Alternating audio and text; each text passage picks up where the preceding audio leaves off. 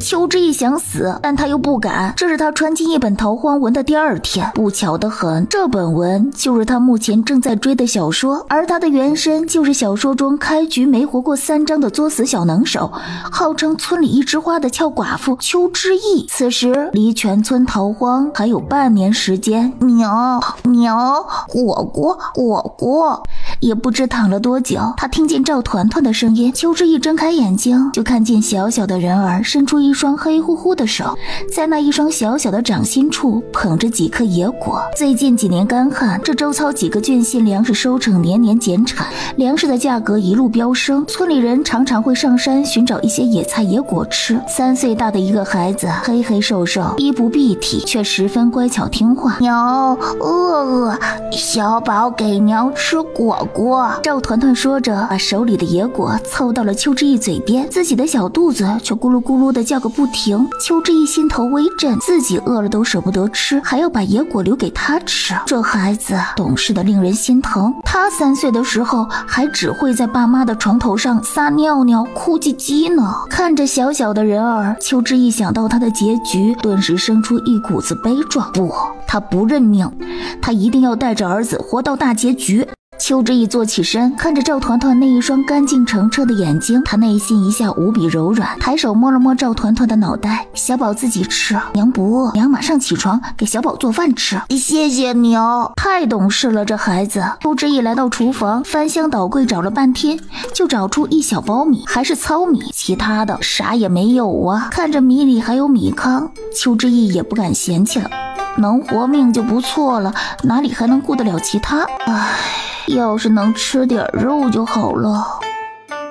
邱之义在心里默默地想着，突然他的眼前出现了一片虚空，邱之义就在虚空中看见有一块色泽鲜红的猪肉，目测有5斤那么重。他愣了一下，然后他默默地想着，今天先来1斤尝尝。下一刻，咚的一声响，他面前的灶上就放着一块正正方方的猪肉，猪肉肥瘦相间，看起来就知道是块好肉。邱之义大喜，这他妈是外挂呀！一招得逞，邱之义立马在心里想，再来50斤。虚空毫无反应。邱之义沉默了一下，决定忍痛退一步。那就再来49斤，不能再少了。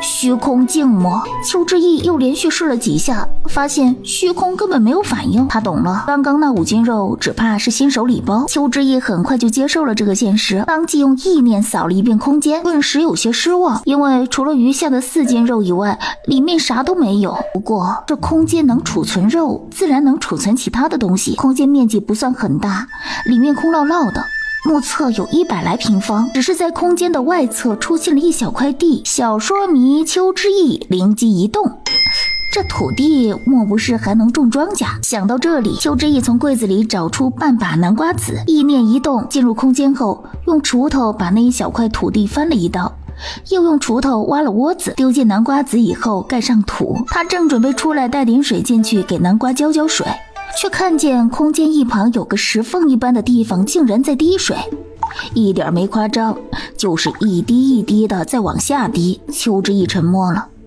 丫的跟这儿给他表演滴水石穿呢。邱之义看过无数的小说，知道这种空间里的水和外面的水不一样。他想了想，拿了个碗在那儿接了一会儿，他端起碗舔了一下，老天爷，这水也太甜了吧！就他看过的内容，他知道后面会有旱灾、水灾、瘟疫等一系列灾害，不管在哪儿，水都是最不可缺的。更何况这水这么甜，虽然是一滴一滴滴的，但积少成多啊！邱之义赶忙从厨房里拿了一个大木桶，放在了缝隙处。家里就他和赵团团，这水滴一天应该也勉强够2个人用了。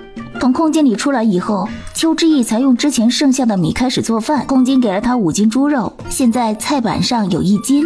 没一会儿，邱之义就把饭给做好了。赵团团舔着嘴巴，一双黑乎乎的小手不由自主地朝菜盘伸了过去。他丝毫没发觉那菜盘还是烫手的。邱之义把米汤端了进来，正好看见赵团团要去抓菜，他赶忙道：“哎，小宝，菜烫得很，别用手抓。赵团团立马就缩回了手，有些畏惧地看着邱之意。邱之意看着小宝的反应，不由得有些心疼。原主一个人带着一个孩子过活，在这样的情况下，原主对自己的孩子也没多大的耐性，对赵团团那是非打即骂。赵团团却很黏原主这个当娘的，即便有时候被原主打了，没一会儿他就会小心翼翼地凑过去喊娘娘，别打小宝，小宝不吃。闻言，邱之意柔声，以后小宝别怕，娘都不打小宝了。邱之意放下米汤以后，就去打了温水来。他将赵团团拉过去，仔仔细细的给赵团团洗了脸洗了手。邱之意拉着赵团团回到饭桌前，主动给赵团团夹了肉，小宝慢慢吃，以后都有肉。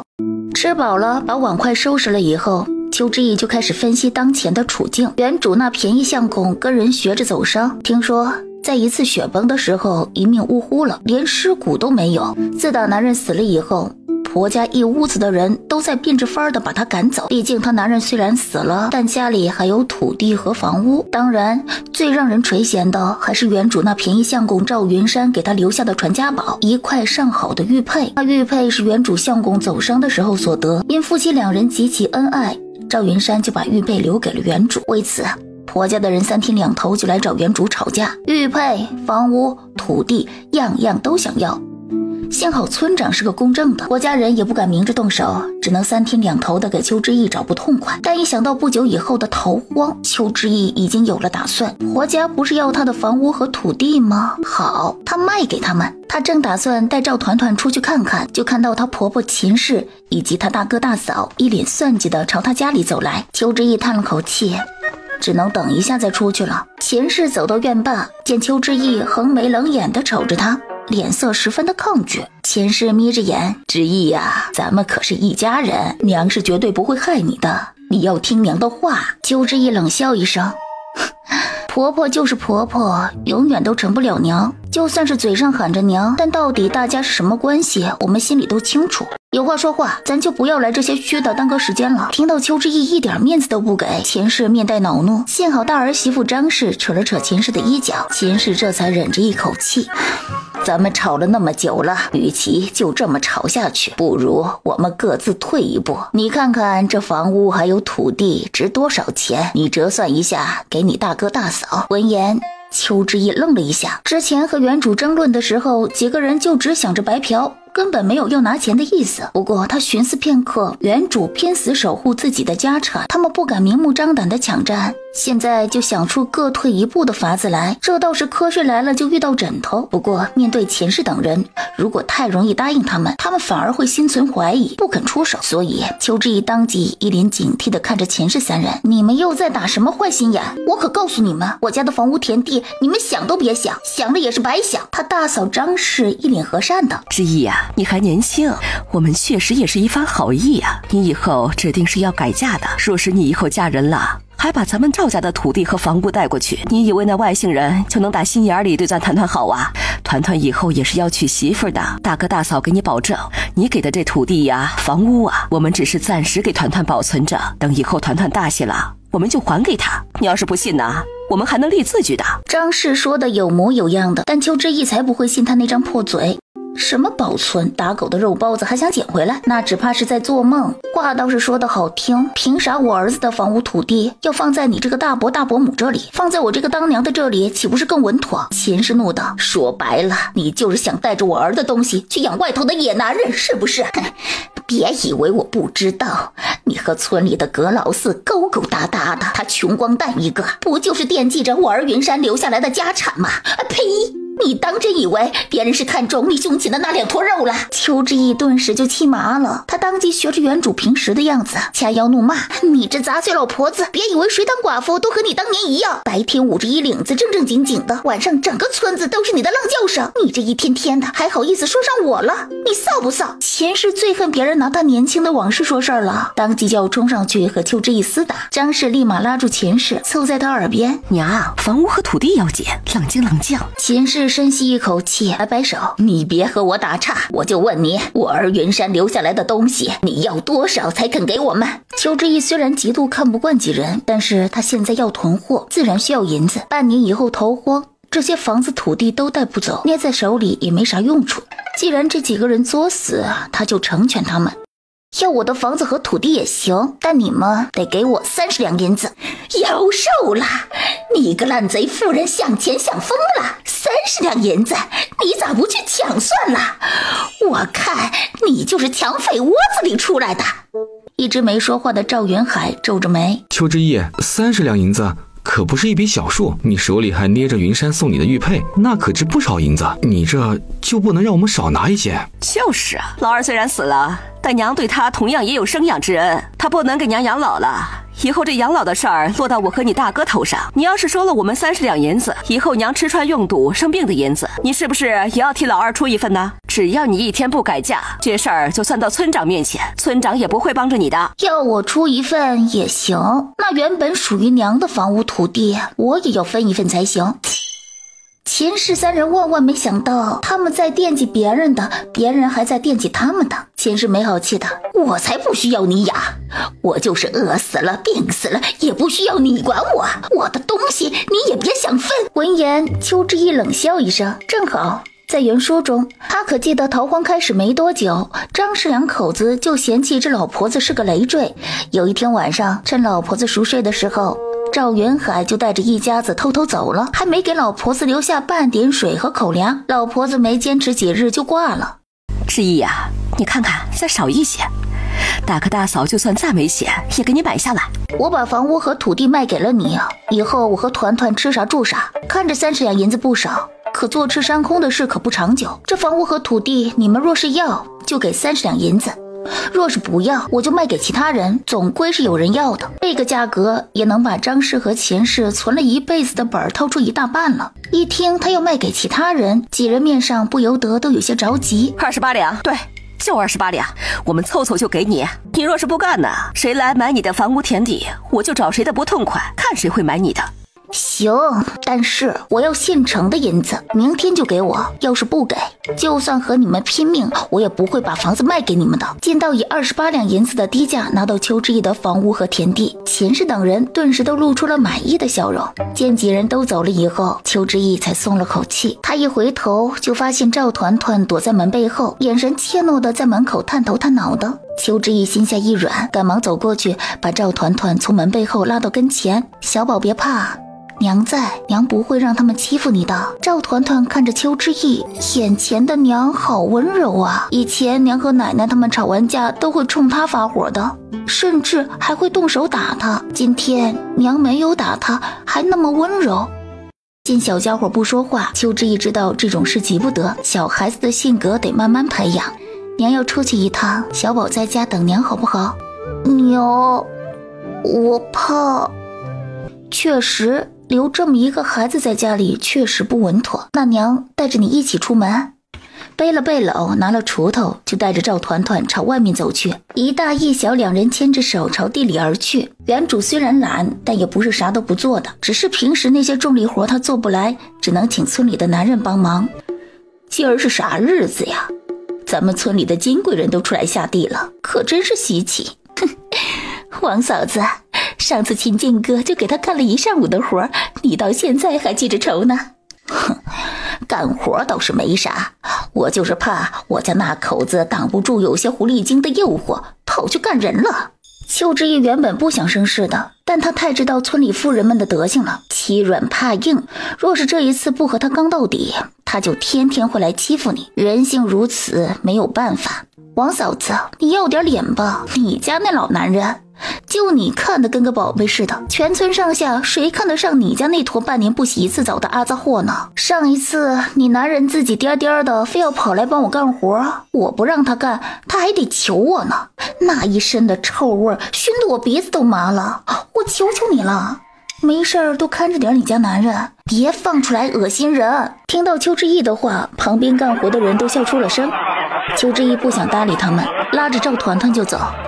身后传来王嫂子骂骂咧咧的声音：我男人是贱骨头，可苍蝇不叮无缝的蛋，咋我男人不帮别人干活，非要帮你干活，还不是你不检点？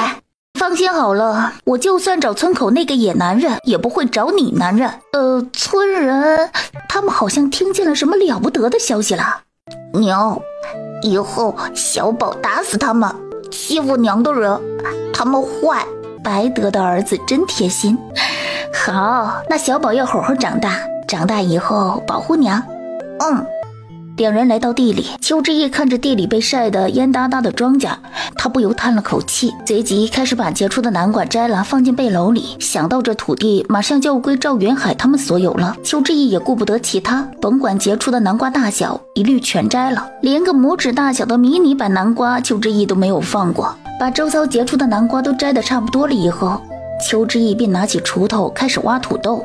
庄稼地里的东西都够他收拾10天半个月的。一大一小2个人忙活了1个下午，挖了满满1背篓的土豆才回去。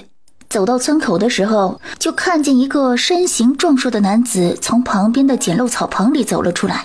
邱之义愣住了，眼前的男人就是他之前说的村口的野男人周廷峰。他记得周廷峰这个人，他武力值爆棚，身份不明，2个月前流落到他们村，整个人十分落魄，平时吃的主要靠在河边捉鱼，或者是一些村人不要的碎菜将就度日。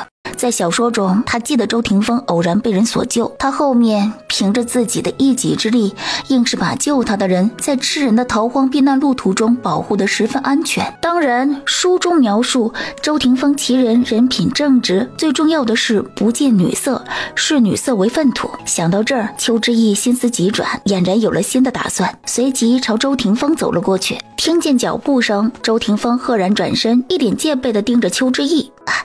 这些都是我自己种的土豆，你拿去尝尝鲜。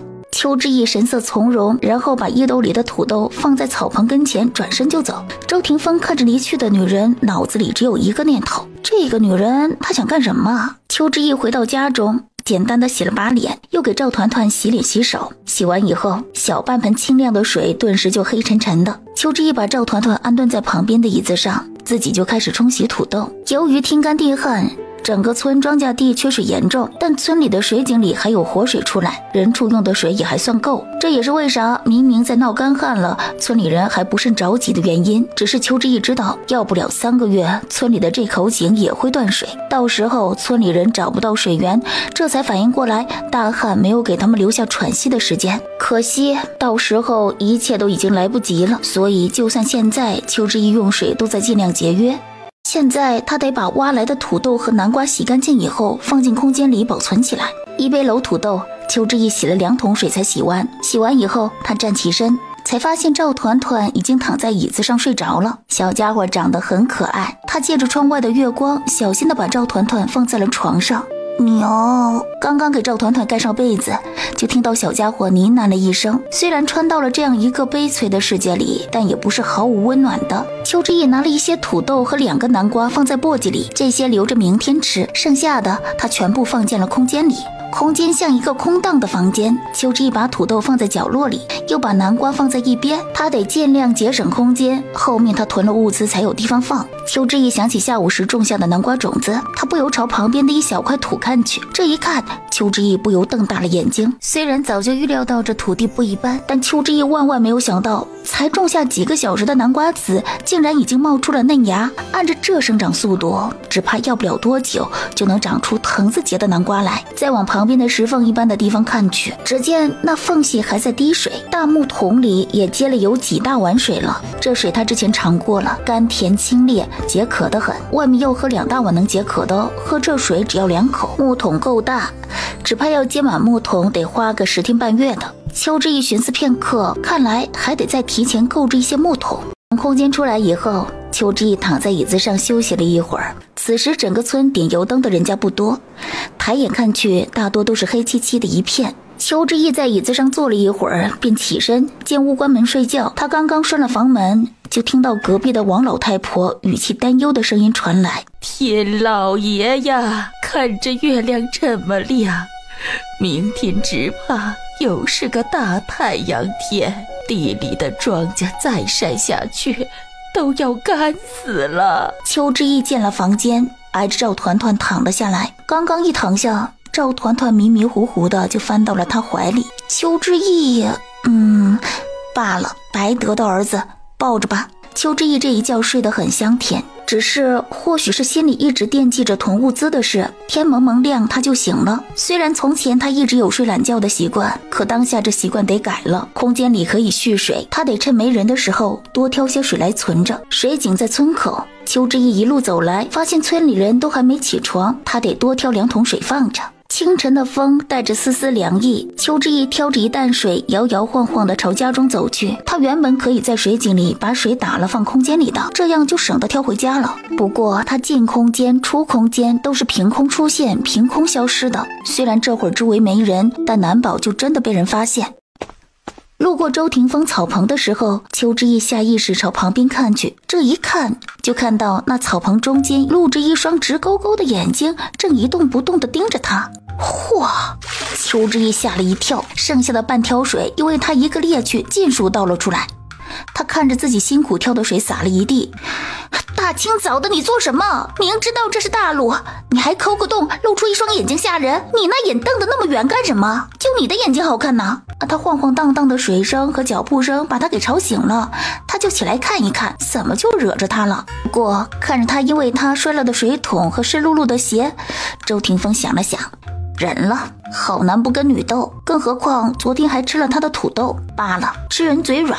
邱之义一通吼以后，发现人家没有搭理他，他也收拾好空桶倒回去挑水。这一次他不敢再挑满了，堪堪挑了半挑水，一歪一跛的挑回了家。回到家以后，邱之义赶紧找了2个大桶放进空间，然后把挑来的水倒进去。如此来回挑了几次以后，2个大桶已经装满了1个。而这会儿天色已经大亮，村里有人看见邱之义大早上挑水，顿时不可置信地揉着眼睛：之义，你今儿个咋起那么早？不叫你的黄大哥给你挑水呀？黄大哥原名黄明光，人老实，是村里给邱之义干活不图他美色的唯一存在。每次黄明光干了活，并不会如其他人一样逮着机会就要占他便宜，反而原主同他说话，他还会红着脸跑开。邱之义这会儿听人言语中带着调笑和暧昧，我有手有脚的，难不成事事都要指望别人？黄大哥心好，我感激他的很，但也不至于事事都要他帮衬。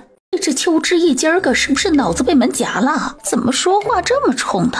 平时别人只要不指着他面门喷口水，他都能带3分笑的。哼，就你这妇人口舌多，我瞧这之义就挺好的，人家一个寡妇多不容易呀。好你个老孙头，你竟想着那个寡妇！邱之义对身后的鸡飞狗跳没有搭理，他只是认真地挑着水。赵团团已经起来了，昨晚他梦见娘抱着他睡觉了，娘身上好香，之前娘都不让他抱的。邱之义揉揉赵团团的脑袋，他让赵团团洗了脸，自己便去厨房开始做饭了。昨天吃剩下的还有肉，今天再拿出来炒土豆丝，然后再弄了一个水煮南瓜。没多久他就把一荤一素2个菜弄好了，带着肉香的香气传开，惹得旁边几户人家不由朝他家探头探脑的。邱之义也没管，当即招呼赵团团开始吃饭，小宝多吃一些，吃了长高点。2人吃完饭以后，邱之义刚刚收了碗筷，钱氏林同张氏夫妇就来了。钱氏一见门，我怎么闻着有一股肉的香味啊？你们还吃肉了？银子拿来了吗？银子是拿来了，可你得把房契给我们呢，还有田地你也得写一个契书。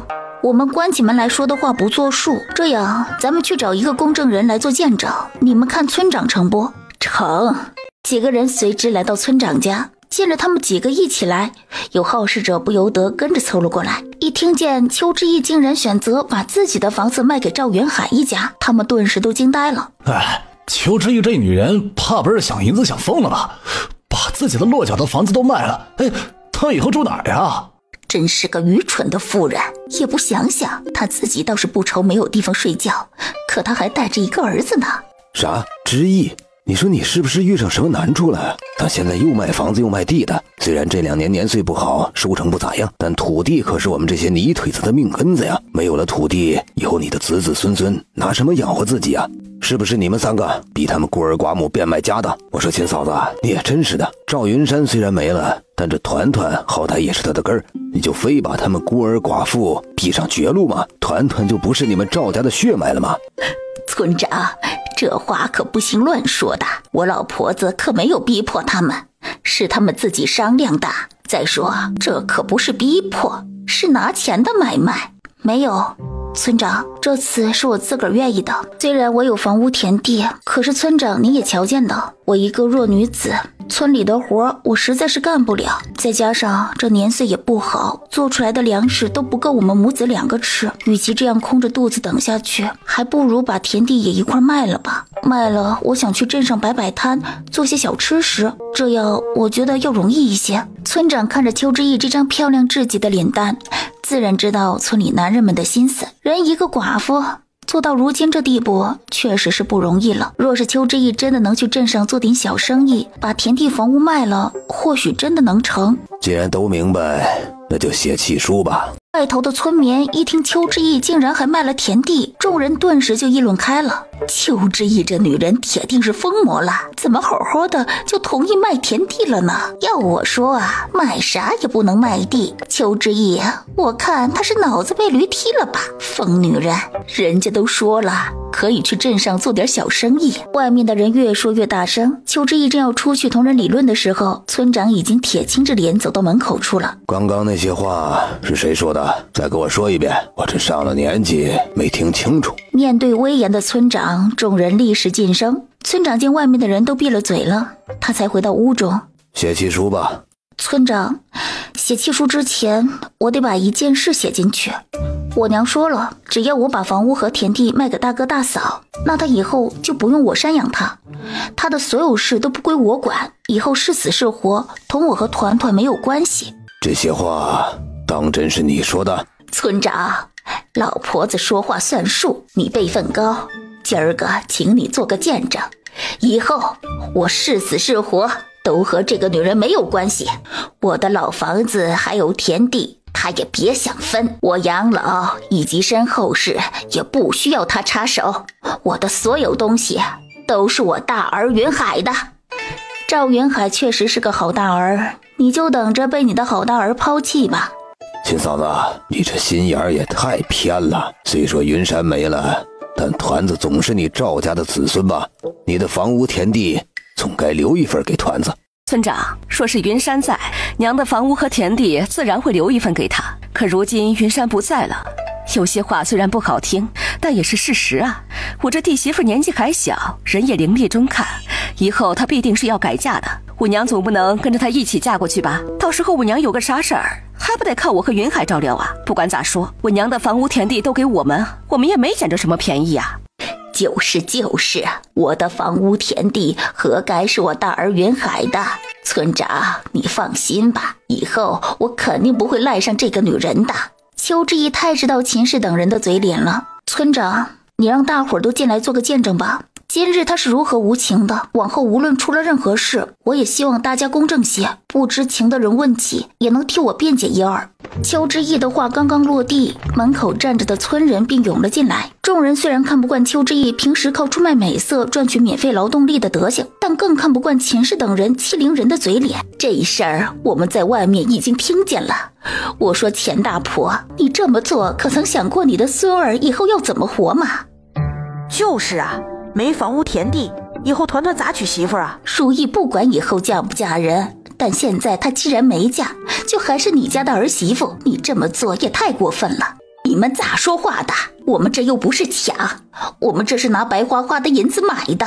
话虽如此，但谁都知道邱之义的房屋和田地可不只值那点银子。谢谢大家的好意，只要你们都能替之义做个见证就行。你们以28两银子买了我家的房屋田地，大家心里都清楚，我的房屋田地至少要值40两银子以上。看在云山的情面上，我也不同你们计较了。今天当着大伙的面，我只要你们给我半年时间，让我重新找住处。半年以后，不管我找没找到，我都会搬走。至于田地，也得等我把这一茬庄稼收了，你们再接手拿去种，你们看行吗？他之前不说，就是怕秦氏等人不答应。不过这会儿众人都在指责秦氏欺负人，秦氏等人也不想做得太难看，免得落下缺大德的名声。毕竟他们以后还要在村子里做人呢。行，半年就半年，半年以后你必须得搬出来啊！咱们在契书上写明白，半年以后你要是不搬走，就得还我们银子，还得算上利钱啊！好，一言为定。写好契书以后，双方各持一份。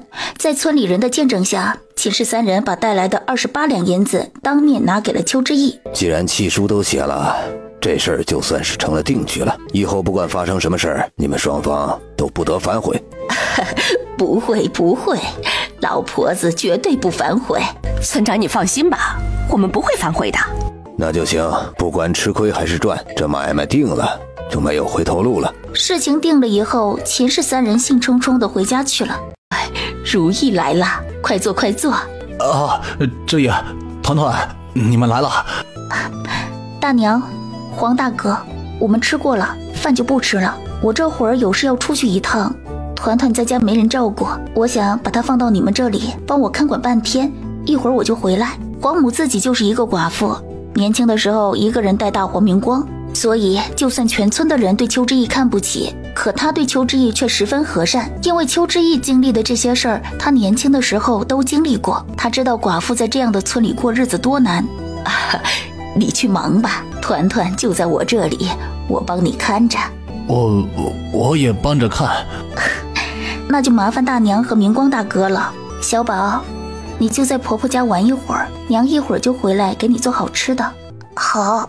安顿好赵团团以后，邱之义就朝镇上而去。如意村离镇上不远，走路大概走小半个时辰，来回大概3个小时。邱之义脚程快，没一会儿就走到了。毕竟来的时候是空背篓，邱之义率先去买了各种种子，毕竟囤积物资再多也有吃完的时候，而他有空间，只要有种子总不会饿肚子。邱之义买了不少种子以后，算了一下，发现才花了2两银子不到。路过一个摊子的时候，邱之义看见有人在卖果苗，停了下来，问了价格以后，还同商贩老板讲了价。摊贩老板一听他买的多，当即给他便宜了不少。今天来也不只是单单买这些东西，他还跑去各个粮店打探了一番各种粮食米面的价格，把各个粮店的底摸了一道。有限的钱财之下，他只得选出性价比最高的铺子进行购买。邱之义背着背篓走在人群里并不起眼，看见不远处有一家成衣铺子，邱之义把背篓放在铺子门口。掌柜的，麻烦给我拿一套3岁孩子，拿4岁孩子的成衣，男孩的。给赵团团买好衣服以后，邱之义花了20文钱买了4个大饼放在背篓里，又买了20斤面粉，花掉了160文。看着背篓里的东西，他实在是有些背不动。在前后扫了一遍，确定没人以后，邱之义往旁边的荆棘丛中一躲，然后闪身进入了空间之中。邱之义快速地把果树苗和庄稼种子放进空间里以后，立马就从空间里出来了。出了空间以后，他一路回到村里，天已经黑了下来。他没有直接回家，而是径直去了黄家接赵团团。还没走到黄家，就听见黄母温和的声音响起：“团团乖，团团吃饭，你娘马上就回来了。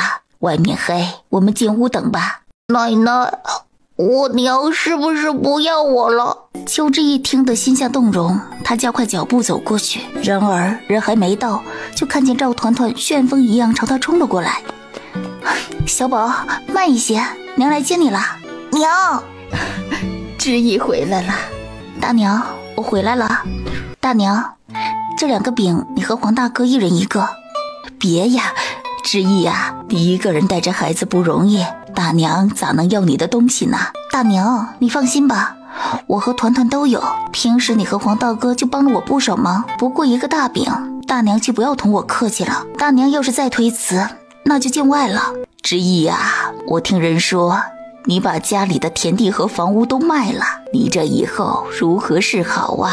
大娘，我和团团孤儿寡母的，不是种地的好手，这田地落在我们手里也是荒废了。我拿些钱拿在手里也好，回头看看能不能在镇上做点小买卖，这样倒还方便些。再说这几年收成不好，如今又天天都是能把人烤糊的大太阳天，谁知道这庄稼地还能不能种得出来庄稼？要我说啊，大娘，你们也把手里的钱拿一些出来，多备一些粮食和水吧。娘，小宝没有哭。小宝，娘永远都不会不要你的，娘会永远在小宝身边保护小宝。小宝不要担心娘会不要你，来试试娘今天给你买的新衣服，看看合不合适。要是不合适的话，娘下一次再去给你换其他的。谢谢娘。邱之义是故意买大的，小孩子长得快，要是买的刚刚好，回头要不了几天衣服就穿不了了。小宝先吃半张饼垫垫肚子，娘马上去做饭。娘，刚刚在黄奶奶家里，黄奶奶给我了1碗米糊吃。黄奶奶是好人，以后我们能帮忙的一定要多帮黄奶奶。邱之义说着，还是去做了饭。两人吃过以后，邱之义便开始忙活。他先是把今天买好的10斤面粉全拿了出来，然后从空间里拿出剩下的4斤肉。邱之义把面团发好，然后就开始洗肉切碎。等他忙活了一阵，回头一看，赵团团已经躺在椅子上睡着了。邱之义便把赵团团抱去了床上。出来以后，他才惊觉时候不早了。不过他还不能休息，他得把这10斤面粉做成肉饼，烤好存进空间里，以后赶路的时候吃一个能顶1碗饭。火炉燃起来，开始煎。没一会儿，煎肉饼的香气便散了开去。等把10斤面粉都煎完以后，邱之义累得腰都快直不起来了。不过看着满满一大盆的煎肉饼，邱之义心里的安全感越发的多了。他拿出5个煎肉饼起来，其余的连带盆子全部都放进了空间里。邱之义刚把东西放下，他总觉得空间似乎又大了一些。邱之义走到空间门口的土壤旁，只见之前还是嫩芽的南瓜苗，如今已经长出了一条小小的瓜藤。看来要不了多久，他就能吃上这空间里的瓜了。再往旁边一看，邱之义猛然发现，就连这土地似乎也变得宽了一些。看来这土壤和空间是连在一起的。或许是空间的变化还太小，那空隙处滴落的水滴还是没有多大的变化。邱之义也不知道在这空间里栽种果树需要多久才能结出果子。不过既然已经买了果树苗，他得栽上2棵来试试。邱之义当即拿了1棵桃树苗，1棵李树苗，用锄头挖了坑栽好。从空间里出来以后，邱之义真的是累得不行了。他简单的洗漱以后便去睡觉了。白天做的事太多了，身体早就疲惫不堪。他人刚刚挨到枕头就睡了过去。小宝，你怎么起得这么早？娘，家里来客人了。一听这话，邱之义那点瞌睡顿时就吓没了。他赶忙起床出来，一出来就看见一个40多岁的妇人正在厨房帮他收拾着他昨晚煎完肉饼以后还没来得及收拾的厨房。眼前的人正是原主的亲娘。在原主的记忆中，娘家人对她一直都很好，只是原主是个心高气傲的人。当年她嫁给赵云山遭家里人的反对，原主一气之下就同娘家人断了联系。其实两家人离得并不远，只是原主这么绷着，她爹娘心里有怨气。但到底是自家女儿，看着自家女儿过不好，他们时不时还是会救济。娘，你怎么来了？哼，再不来，我养了10几年的闺女只怕都要饿死了。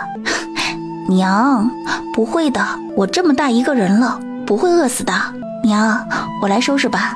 你说你都过的啥日子？咋把房屋和田地都卖了？你咋不把你自己也卖了？我也想卖啊，这不没人买吗？好了，娘，你难得来一趟，你起开，我来做饭给你吃。你过来看看你这空罐子，我看你拿什么做饭。周志毅这才想起，原主剩下的那点米这2天已经被他们2个吃完了。昨天上街就光买了面粉，忘记买米了。你这闺女明明饭都没有的吃了，还犟着不肯回家。你爹从前对你说的那些都是气话，你咋还真的和他计较上了？不，娘，我有吃的。你穷的都要卖房卖地了，还跟娘犟嘴？好吧，他无话可说了，都收拾，跟娘回家吧。家里的事儿你不用操心。虽说你大哥娶了媳妇儿，但你大嫂也是个和善的人，父女之间哪里有那么多的仇怨？当年我和你爹也都是为了你好，你当初要是听了我们的，也不会。你就不要再赌气了。你不怕饿，难道你要让团团跟着你一起挨饿吗？外祖母，我没挨饿。你看看，团团还这么小，就这么的懂事听话，怕你为难，都不敢说自己挨饿。娘，我不能跟你回去，我这里还有很多事没有处理好，等处理好了，我再带着小宝回来看你们。你这死丫头，从小性子就倔，非要一条道走到黑。娘，你别担心，我现在有钱，一时半会儿的还饿不死。要是没钱吃饭了，我肯定回来找你和爹。算了，娘就知道你不肯回来，你和你爹那个老东西一个德行，死要面子活受罪。这点钱你收着，给团团买点好的东西补补身子。他现在正是长个的时候，吃不饱会长不高的。10两银子，这可不少。邱之意虽然缠着银子，但他也知道邱家虽然还算殷实，可一家子10余口拖着，也不见得过得轻松。娘，你要是这银子都不收下，以后也就别叫娘了。好吧，自己囤货呢，现在拿着银子去囤货，来日方长。以后再拿囤好的货物给他娘也是一样的。原是要回去，邱之意也不好留他，毕竟家里这会儿没米呢。咱们家里人口多，如今年岁不好，这都旱了多少年了，我瞅着这天还会持续的旱下去。你回去以后，让大哥二哥把手里的钱整合一下，多囤一些粮食和水吧。娘就知道你还是记挂家里人的，你放心，娘回去以后就和他们多囤一些粮食。娘，我们没米了吗？小宝下次少吃一点。娘昨天忘了买了，不过你也看见了，外祖母给了我们银子，娘一会儿就去买米。今天我们先吃大饼好不好？好，小宝喜欢吃饼。邱之意笑了笑，然后拿出昨天剩下的一个大饼，又拿出4个肉煎饼，放在蒸笼上开始蒸。蒸热以后，母子2人一人一个饼，拿着就开始吃。吃了饭以后，邱之意准备再次把赵团团带到黄家去，但邱之意万万没有想到，在他出门之前，竟有人主动找上门来了。之意在忙啊！站在门口的正是前天对他冷嘲热讽的王嫂子。王嫂子怎么来了？也没啥事，就是来和之意你唠唠嗑。王嫂子不忙，可我还忙得很。唠嗑的事儿，王嫂子找别人去吧。之意，你先别慌啊，嫂子来是有事要同你商量的。我家刚子不是想娶门媳妇吗？那阿杂的没见过钱的东西，竟然要5两银子的礼钱，那偏偏我家刚子死心眼儿，非那小贱人不娶。你也知道我们手头紧，你看你一下得了那么多的银子，要不然先借我们几两。王嫂子，你的脸长半尺，宽也有半尺吧？啥意思？我的意思是说，王嫂子，你的脸可真大。邱之意，你嘚瑟什么？不就是有几个臭钱吗？你也不看看，要不是你卖了房屋田地，哪来的钱？看看你的德行，你的苦日子还在后头呢。邱之意如同昨天一样，把赵团团放在黄家以后，便去了隔壁镇子。2个镇子挨在一起的，其实走起来也没有多远。邱之意背着空背篓，走得快，没多久就到了隔壁镇。因为头一天已经在自己的镇上摸了底了，对于粮食的价格，邱之意心里也有个数。他问了几家粮店后，一下子就订了1000斤大米，质量口感稍好的大米要10文1斤，差一些的要5文1斤。这么一来，一下子就花掉了10两银子。邱之意心疼不已，花钱真是太容易了，但这钱得花呀。等过些时日，这粮食的价格肯定会涨个好几倍的。再往后面，就算是有钱也买不到粮食了，所以邱之意也顾不得心疼了。姑娘，你要这么多粮食，是家里办酒席吗？是啊，家中老母高寿，到时候3亲6戚的都要来，只能多备些米。见此，掌柜的并没有多想，除了办酒席，平时也没有人会这样手笔的买。有了粮食和水，1年半载的总不会饿着了。现在他身上的银子还有25两，又几百文。邱之意寻思着还得买其他的，面粉8文钱1斤，若是把面粉做成包子馒头之类的，1斤面粉能发出不少包子馒头来呢。邱之意当即进了一家面粉铺子，一下又买了100斤面粉，花掉了800文钱。按着之前的法子，偷摸着把面粉扔进空间以后，邱之意见天色已经不早了，他得准备打道回府了。逃荒路上要是没点油荤，到时候浑身都会没力气的。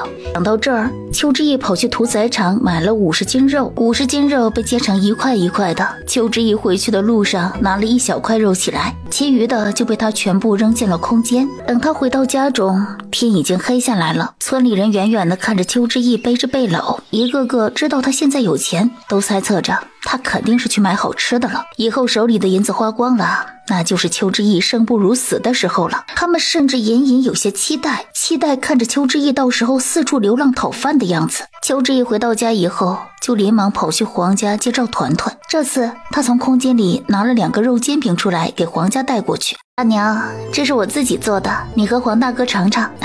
之意，团子听话得很，他在我家没有给我添乱，你别不好意思，以后你忙就只管去忙，我帮你看着就是。至于东西，你可别再拿了，再拿就是见外了。就是别拿。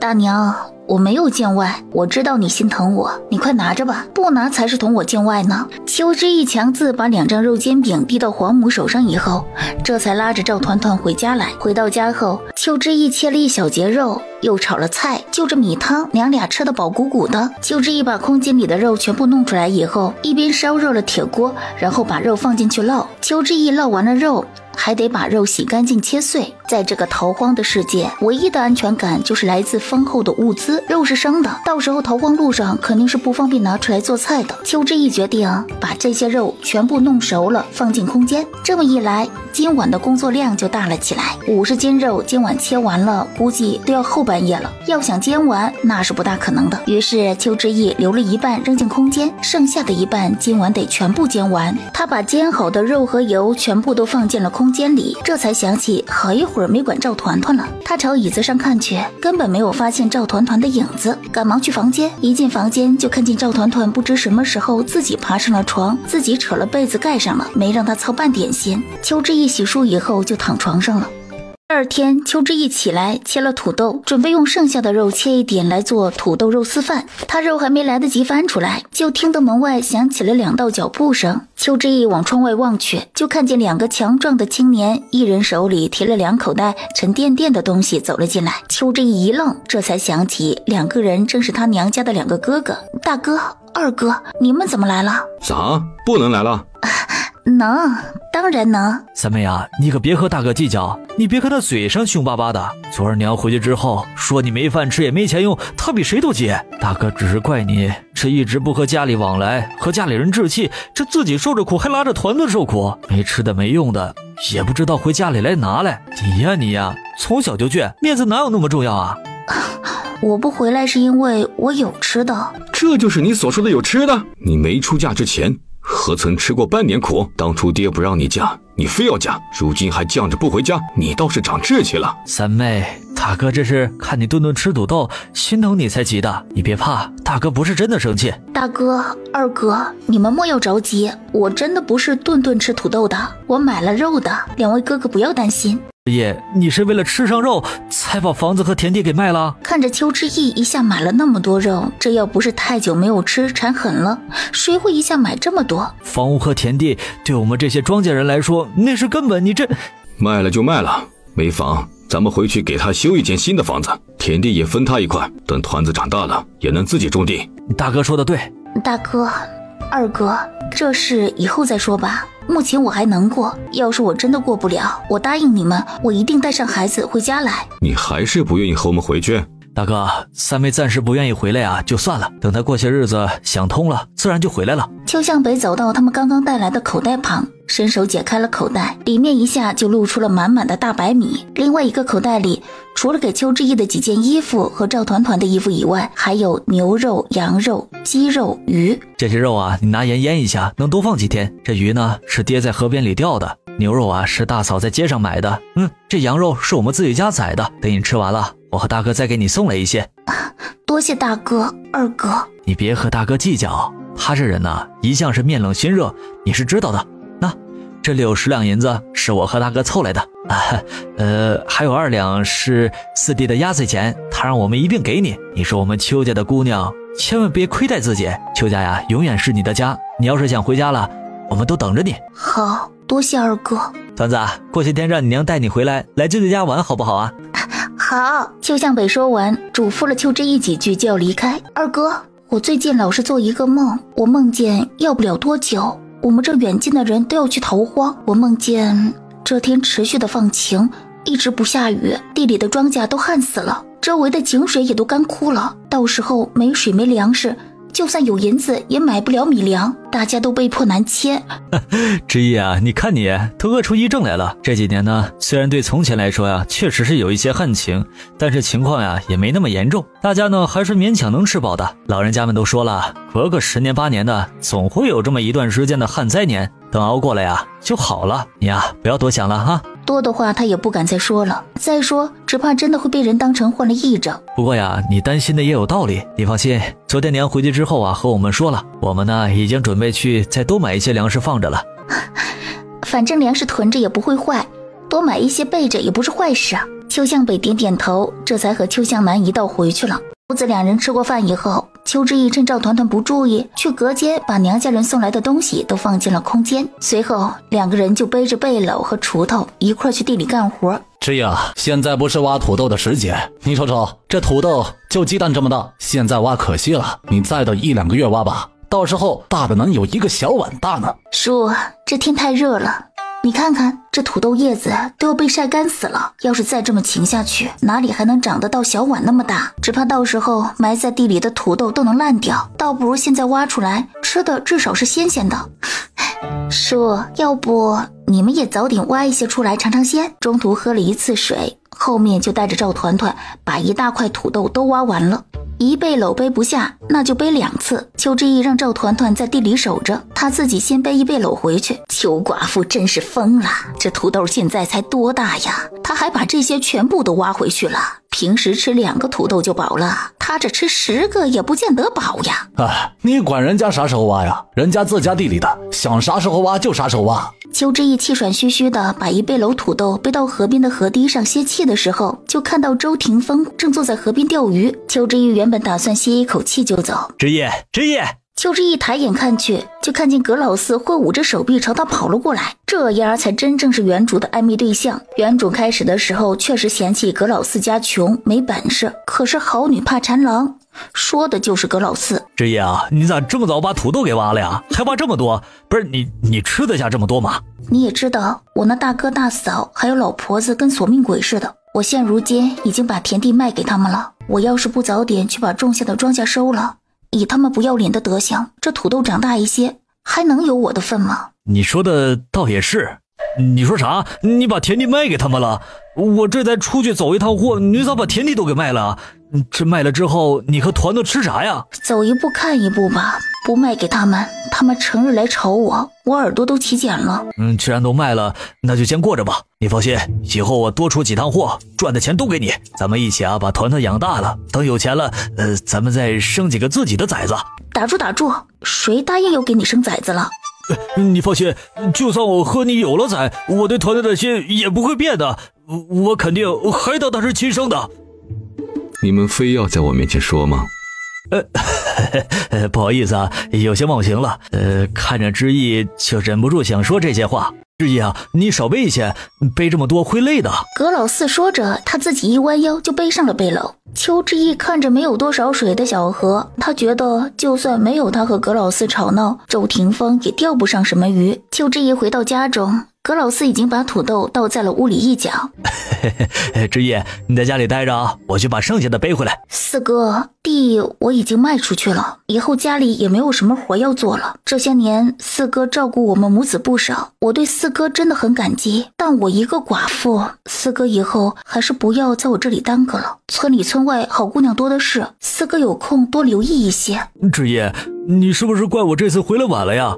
哎呀，这事真不赖我呀，都是因为我大伯他非要绕路。四哥，不是因为这个，你走的这些时日，我仔细寻思了一下，觉得我俩不合适，你年纪也不小了，不能再在我身上耽搁了。之义，我怎么感觉这次回来之后你同之前不一样了呢？四哥，我只是趁这段时间想清楚了，我不想耽搁你。邱之义从身上拿出5两银子递给葛老四，这些年你帮了我不少忙，这点银子算是我的一点心意。你干啥去？我去背土豆去。这事儿是原主留下来的，但以原主和葛老四的纠葛，这一时半会儿的要断肯定是断不了的。邱之义洗了手就开始做饭，一荤一素，虽然算不得多丰盛，但这在农家绝对也算得上是不错的伙食了。娘，我们回来了，端凳子吃饭。四叔，吃了饭再回去。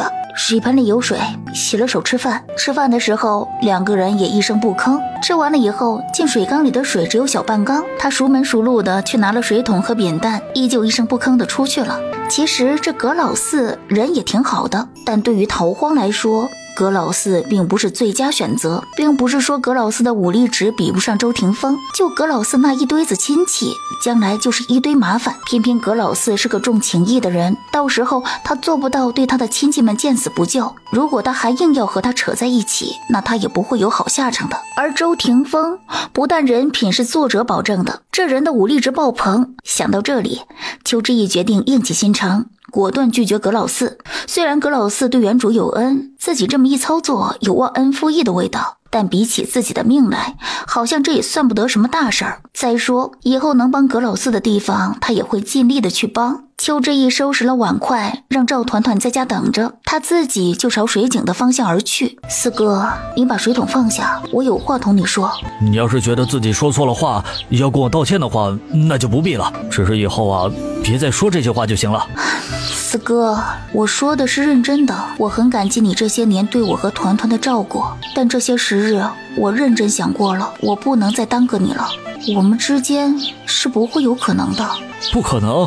有什么不可能啊？邱之义，我看这件事分明就是你变了心了。四哥说的不错，我确实变心了，我现在有了中意的人，他就是周霆锋。邱之义一下就看见周霆锋不冷不热地盯着他，看不出喜怒。下一刻他又闷不吭声地朝自己的草棚走了过去。葛老四听得邱之义的话，脸色顿时青红交加，气急败坏地走了。那个周大哥，不好意思，刚刚那些话你就全当没有听见。邱之义已经习惯了他这沉闷的性子，就在他以为他不会回答他的时候，邱之义端了几挑水之后，歇息了一阵，开始把之前剩下的猪肉洗干净、煎熟、熬油。第二天，邱之义是被热醒的，见着窗外的微光，就知道今天依然是一个大热天，他还得赶紧囤粮囤水，半点马虎不得。不过出门之前，他先进了空间，看看自己之前种下的南瓜。进来以后，邱之义看见南瓜已经结出了一个小小的瓜了。之前栽下的桃树和李树栽的时候还是2棵幼苗，然而这才几天就已经长出了一大截。从空间里出来以后，邱之义便拿了几个煎饼热了热，刚刚热好，赵团团就醒了。母子2人吃了煎饼以后，邱之义便把赵团团送到了黄家，然后自己一个人去赶集。之前囤的米还是太少了，他还得去买一些。他和赵团团孤儿寡母的，要想活命必须得找帮手，而且还得多找一些，不然到时候只怕有粮食也没有命活下去。逃荒路上什么人性都不会有的，不然原书中赵团团也不会被人给煮了吃了。可他要将其他人混在一起，必要的时候他还是要出点东西的。只有一个周霆锋还不够，更何况现在他还没把周霆锋变成自己人。邱之义心头万绪的，但最紧要的还是囤粮食。来到镇上，大豆、黄豆、花生这些他一样买了20斤，干竹笋和干木耳一样买了10斤，又倒回去买了油，只有麻油、豆油、茶油当即一样买了20斤。这么一来就花掉了180文，再加之前买的花生等，差不多花掉了3两银子。路过一家盐铺，邱之义买了20斤盐。买好这些以后，邱之义又按照之前的法子把东西藏到了空间里。接下来要买的就是药材了。邱之义来到医馆，把平日常用的药物都来了一堆。逛了半天，邱之义累得不行，就找了一家铺子点了一碗面吃。正等老板端面上来的时候，他目光一扫，就看到了不远处有一道熟悉的身影。这高大的男人不就是周霆锋吗？他就这么往街上一站，便吸引了来来往往的小媳妇大姑娘纷纷侧目。可惜周霆锋虽然相貌惹人，但大家一看他盆里已经奄奄一息的半大小鱼儿，个个都摇摇头，并没有要买的意思。店家把面端上来以后，邱之义扒拉了半碗，这才让店家再煮一碗。天太热了，吃碗面吧。都如此落魄了，也没有见到便宜就上，可见他的品行和书里写的一般端正。这面算是我请你的，不用你给钱。不必了。你这鱼看着不错，我买了。你买这鱼做什么？当然是买回去吃啊，难不成拿回去供着？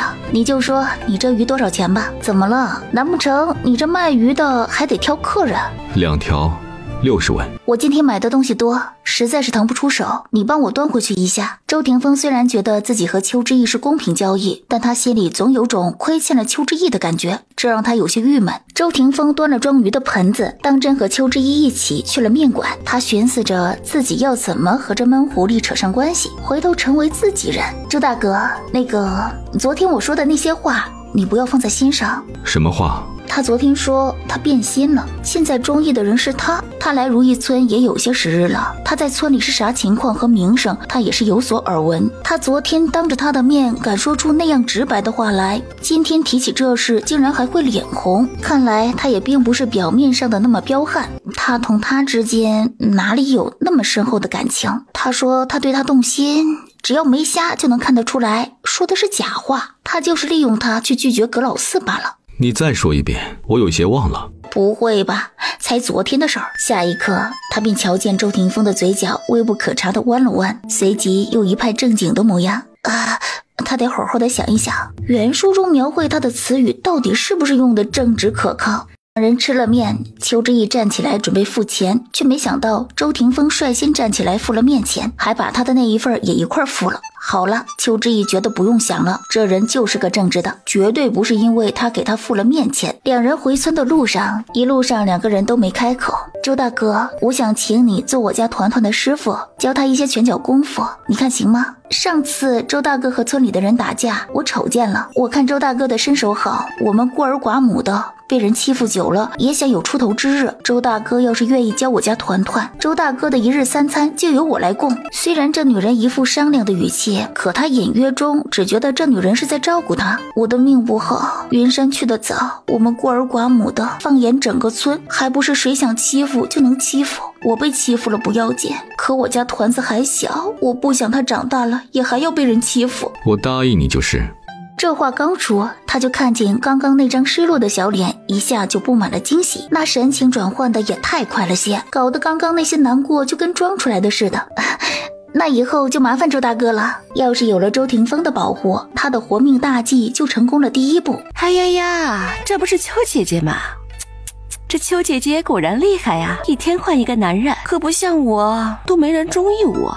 几步开外说话的人正是村里另外一个娇俏的年轻寡妇李小婉，两人在村里号称南邱北李，相比起原主，李小婉那才是真的靠男人。因着邱之义俏寡妇的名头，李小婉在村里一直和邱之义较劲。虽然她长得不如邱之义好看，但她比邱之义放得开，嘴巴又甜，倒是一直靠男人养着。没人看中你有什么关系啊？反正你每晚不缺男人就成。李小婉打量着周霆锋，从前没注意，今儿个细细一看，他竟觉得周霆锋长得十分的野，莫名有一股子诱惑力。他就是个木头人，你这些对付其他男人的把戏还是算了吧。周大哥，你刚刚注意看李小婉的眼睛了吗？人家刚刚跟他抛媚眼呢。看到了，他眼睛有毛病。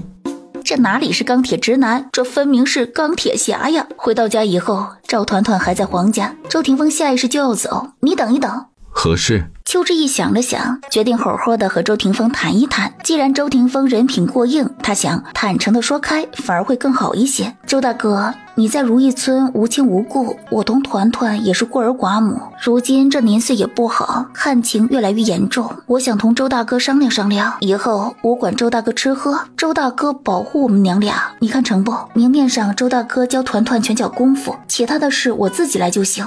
保护？虽然邱之义在如意村是有些人欺负他，但也没有到需要特意请个人来保护他的地步吧？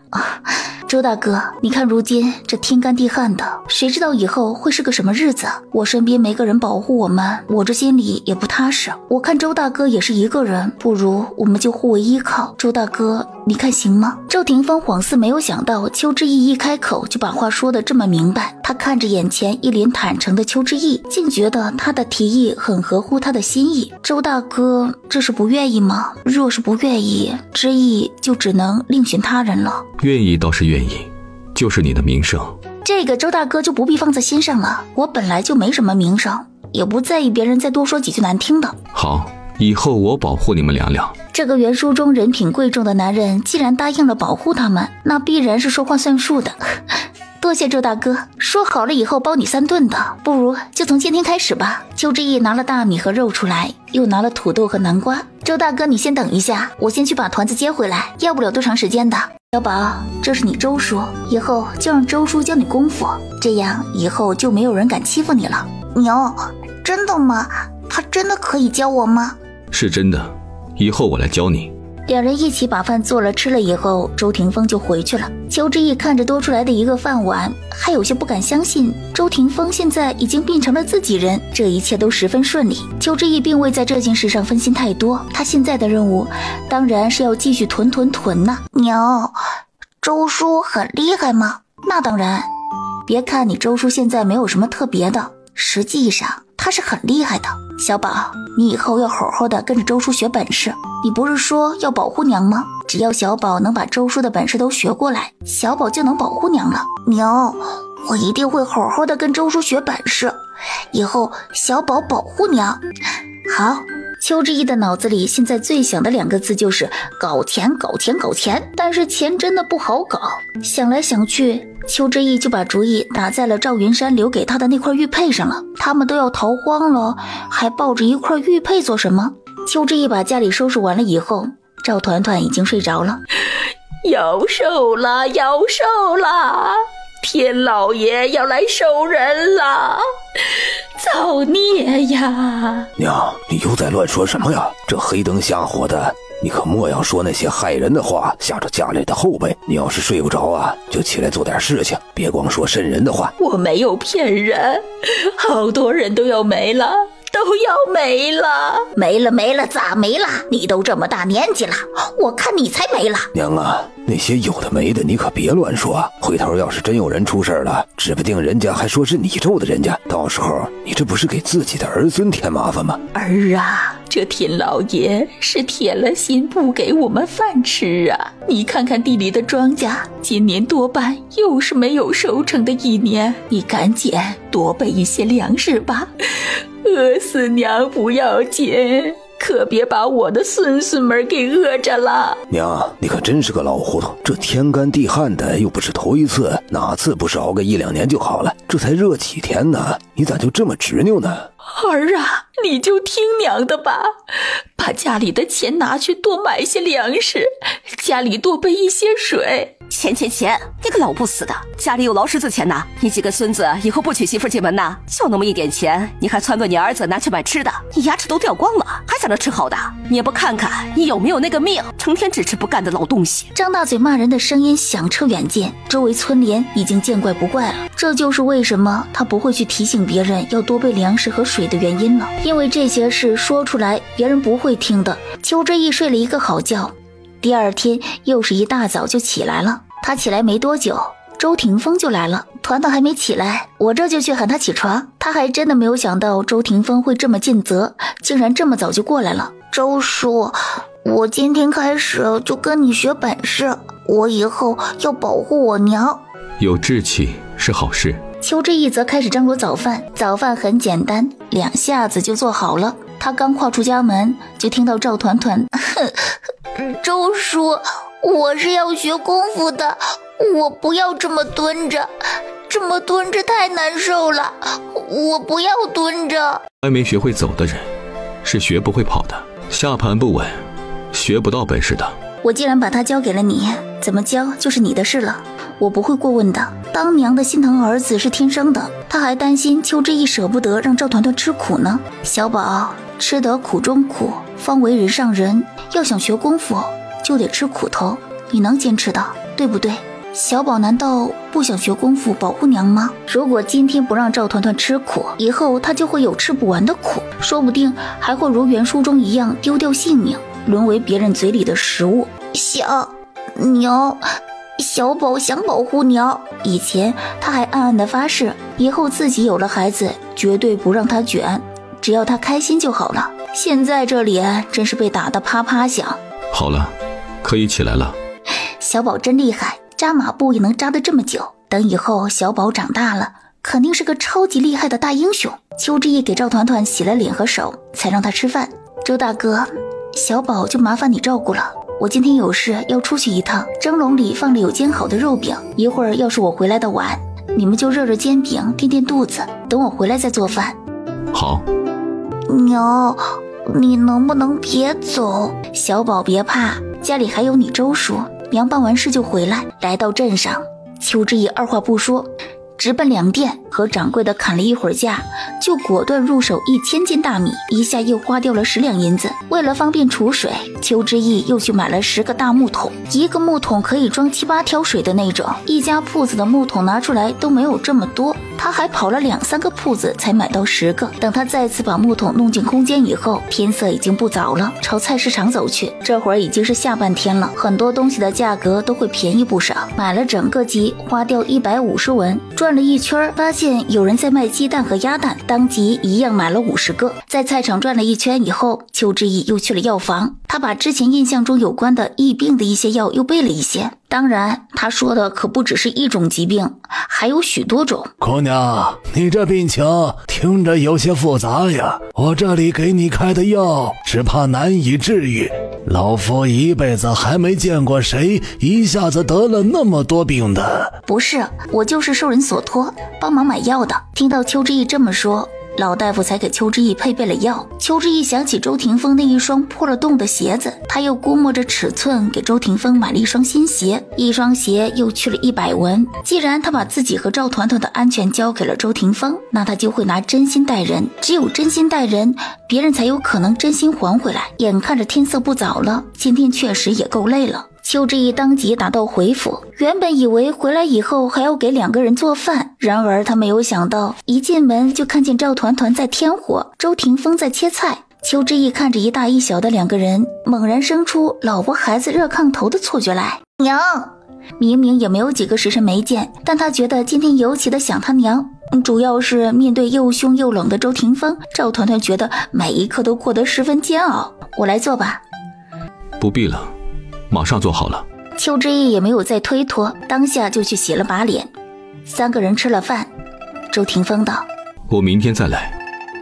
你试试看看合不合脚，我也不知道你穿多大，就估摸着买的。我同老板说好了的，如果尺寸不对，我到时候再拿回去换个合适的尺寸。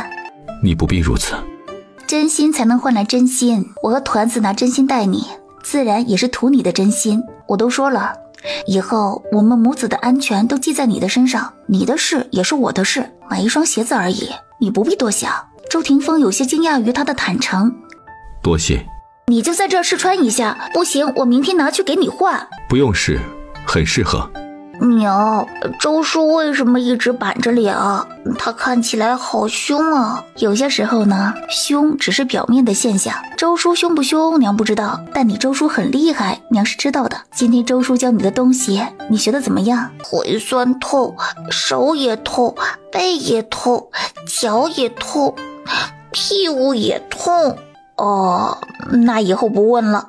休息了一晚上以后，邱之义第2天起了个大早，他挑着水桶去挑水。然而等他到了井边，才发现井水虽然还有，但是相比起之前已经少了至少1半的水。邱之义心头突然有种不好的预感，难道逃荒要提前？如此看来，他得加减囤货的脚步，他一定要赶在逃荒之前把10个木桶都装满水。邱之义挑着空桶准备出门，就看见周霆锋走了进来，看着他肩上的水桶，我来挑。邱之义也没客气，直接把水桶递给了周霆锋，他自己就开始在家里收拾东西。挑水这样的重活他干起来更容易一些，没一会儿就把家里的水缸给挑满了。邱之义才发现他今天穿的新鞋就是他昨天给他买的那双。赵团团被周霆锋喊了起来，去扎马步。赵团团看向邱之义，他娘已经俨然是不管他死活的样子了。赵团团扎了一会儿马步，周霆锋就让他休息了一会儿。趁着这当口，周霆锋找来了一块上好的木头给赵团团削剑。邱之义也没闲着，虽然他在原文中没有把全文看完，但是他隐约记得后面好像还有什么雪灾、霜冻之类的极端天气，所以他还得提前备下多余的衣服或者是被子之类的。邱之义把被子拿出来晾晒，然后又把家里的床单、帐幔、旧衣服之类的布料全部都找了出来，他得把这些洗干净了，然后找人织成衣服。虽然是旧的，但能御寒就是不错的了。3人在家里各自做自己的事，互不打扰，颇有些岁月静好的韵味。可就在这时，邱之义，你来真的？你这样来真的？你居然把这野男人喊到家里，我之前还以为你是故意气我的，这会儿看来你真的就和他们说的那样，就是个大骗子。他之前已经同葛老四把话说开了的，如今葛老四又上门来。葛老四，我已经把话说得清清楚楚了，你要是再这样纠缠不休，你可不要怪我翻脸无情。邱之义知道这种事原本就应该快刀斩乱麻，葛老四这样的人，如果他这会儿但凡有一丝的心软，那他就会孜孜不倦地缠着他的。为什么选他？为什么不能是我呢？不为什么，就是突然看不上你了。要让一个人心死的方法很多，然而语言的杀伤力却是最直接的。他有什么好的？他不过就是一个不知道哪里来的外乡人，他甚至连点土地都没有，以后他拿什么养活你和团队呀？之一，我是不是做了什么让你不高兴的事儿？你和我说，只要你说出来，我会改，我一定会改，我保证。我说了，我就是看上他了。你问他哪里好，那我告诉你，在我眼里，周霆锋哪里都好，哪儿都比你好。葛老四，我劝你不要动手，毕竟动了手，吃亏的是你。之一，你居然偏向他！旁边的村联听到响动，当即纷纷的凑了过来，不少人都在指责邱之义朝三暮四，有年纪大一些的就开始劝葛老四想开一些。一阵嘈杂以后，葛老四就这样被人给拉了回去。你看我做什么？这件事把你牵扯进来，我很抱歉，但如今我们也算是一条绳子上的蚂蚱了。我不在意。把你的尺寸量一量，我把这些不用的布料拿去改一下，给你做一身衣服。把家中的旧布收拾完了以后，邱之义就靠在堂屋里的椅子上眯了一会儿。醒来的时候，外面的日头也没有那么毒了，他赶紧收拾了，把饭做了以后，去地里把余下的庄稼给收了。地里的土豆之前被他挖的差不多了，剩下的就是一些豆类以及瓜类的作物。邱之义把自己种的地都跑了一遍，竟然搜罗了整整1背篓的瓜豆作物。他正准备回去，却见村里一个半大的孩子匆匆朝他跑来。邱婶婶，奶奶让你快回来，不得了了，葛老四和你家野男人村口的男人，也就是你家的男人打起来了，村长都拉不住。哦，对了，葛老四还把你男人村口的草棚给烧了。老四，你再怎么生气也不该把人的棚子给烧了呀！这回你本来占理的都变得不占理。你给我滚！你凭什么说老子？你媳妇儿又没让人给抢走，你当然站着说话不腰疼了你。老四，不就是一个媳妇儿吗？抢走就抢走了，犯不着烧人家的棚子嘛。这人幸好没在棚里，要不然你一下点那么大的火，那不是把人给烧死了？葛老四，你个不成器的东西，老子当初就不该让你进门，你就该活活饿死！你这个丢人现眼的东西，那样下作的女人你也看得上，简直丢我葛家的脸！振东，别打了，你看看，老四刚刚已经被你打的脸都肿了，你再打下去也解决不了什么事情。邱之义回来了，对不起村长，给您添麻烦了。大伯，说着你就打死我，之义，闹够了吗？葛老四，你还要我如何和你说清楚？你之前帮我干过的活，你直接开个数，你要多少银子，我给你，我同你之间从今以后恩断义绝。邱之义，你当真要赔银子给我们？你说话算话啊！老四帮你干了那么久的活，你怎么也要给10两银子才行。葛成东，你干啥都行，但是你要敢收他的银子，我一定拿刀砍死你！这个蠢货葛老四竟然不要银子。他收养的这个侄子看似听话，但实际上如果有什么东西把他给触怒了，那他真是什么都干得出来。我不要你的银子，之义，我要你！明明这次出国之前你都好好的，为什么回来就这样了？肯定是我哪里做的不对，你告诉我，我改。你改不了，倒是你。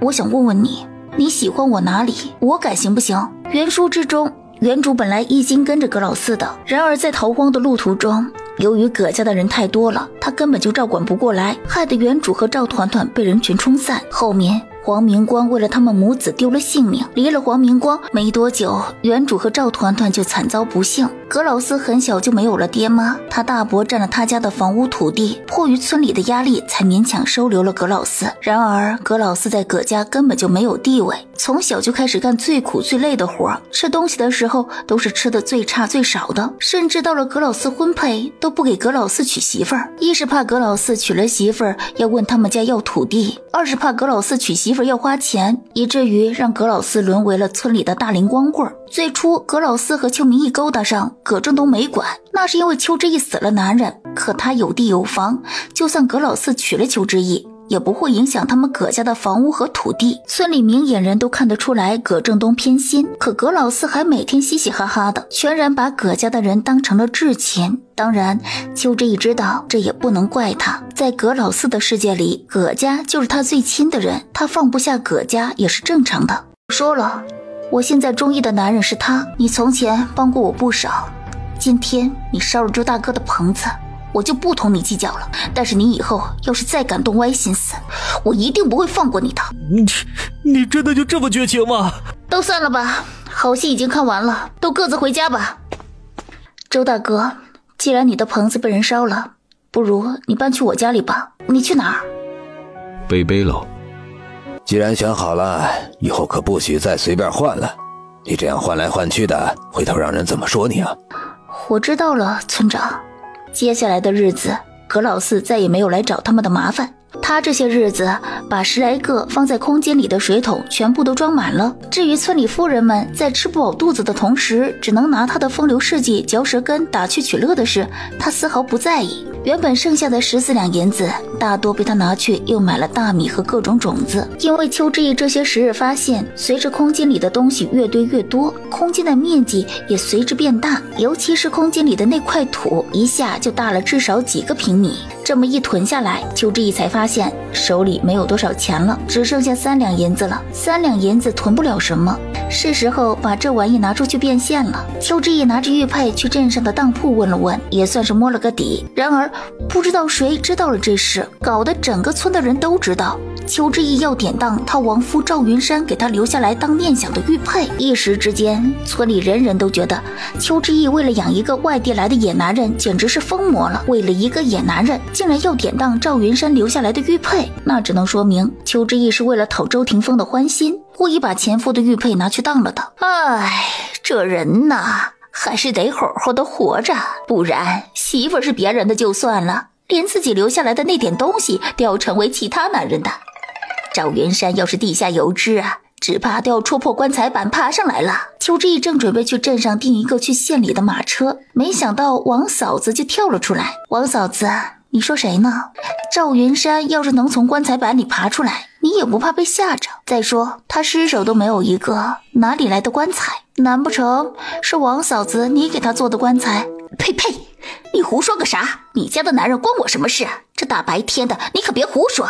怎么害怕了？邱之义来到镇上，订了2个人的位置。镇上去县里大概要4个时辰，单独车费就要1人200文，这么一来又去了400文。我订了明天去县城里的马车，我们到时候一早起来就出发。好。他自打搬进来，成日就看见这个女人忙上忙下的。虽然他没看见她忙的成果在哪里，但他隐约觉得她有什么事情是瞒着他的。从这些时日一个屋檐下相处来看，他觉得邱之义不简单，做事有条理有规则，很有自己的主见和章程。当然也有一些奇怪的东西，比如地里挖来的土豆和摘来的瓜果那么多，按道理他们也没有吃那么快，可没几天家里的东西一下子就不见了许多，他都发现了。他不相信他没有发现，甚至于他还出声提醒过他，可邱之义只是神秘一笑，让他不要管。除了这些事情，还有就是家里的水缸，每天早上他都要挑满1水缸的水，按着他们用水的速度，1天也用不了1水缸。可第2天起来，水缸里的水是没有的。邱之义心细，他都能发现的事，他必然是知道的。这么一些小事的积累之下，周霆锋觉得邱之义在谋划一件大事，所以对于邱之义的安排，他一般都是照做，很少过问。他既然答应了他要保护他们母子，那他就一定会做到。他相信邱之义说好要供他1日3餐，那他必然也是能做到的。村里都在说邱之义因为讨好他才要卖赵云山的玉佩，把这黑锅直接扣在他的头上。原本他以为邱之义多少会出去解释几句，但他万万没有想到这个女人不解释就算了，后面干脆直接认了。周霆锋觉得自己吃这口饱饭不容易，名声什么的全栽进去了。不过幸好他不在意这玩意儿。自打他搬进来，村里的男人们看着他的目光那真是一个羡慕嫉妒恨，好像他捡了天大的便宜。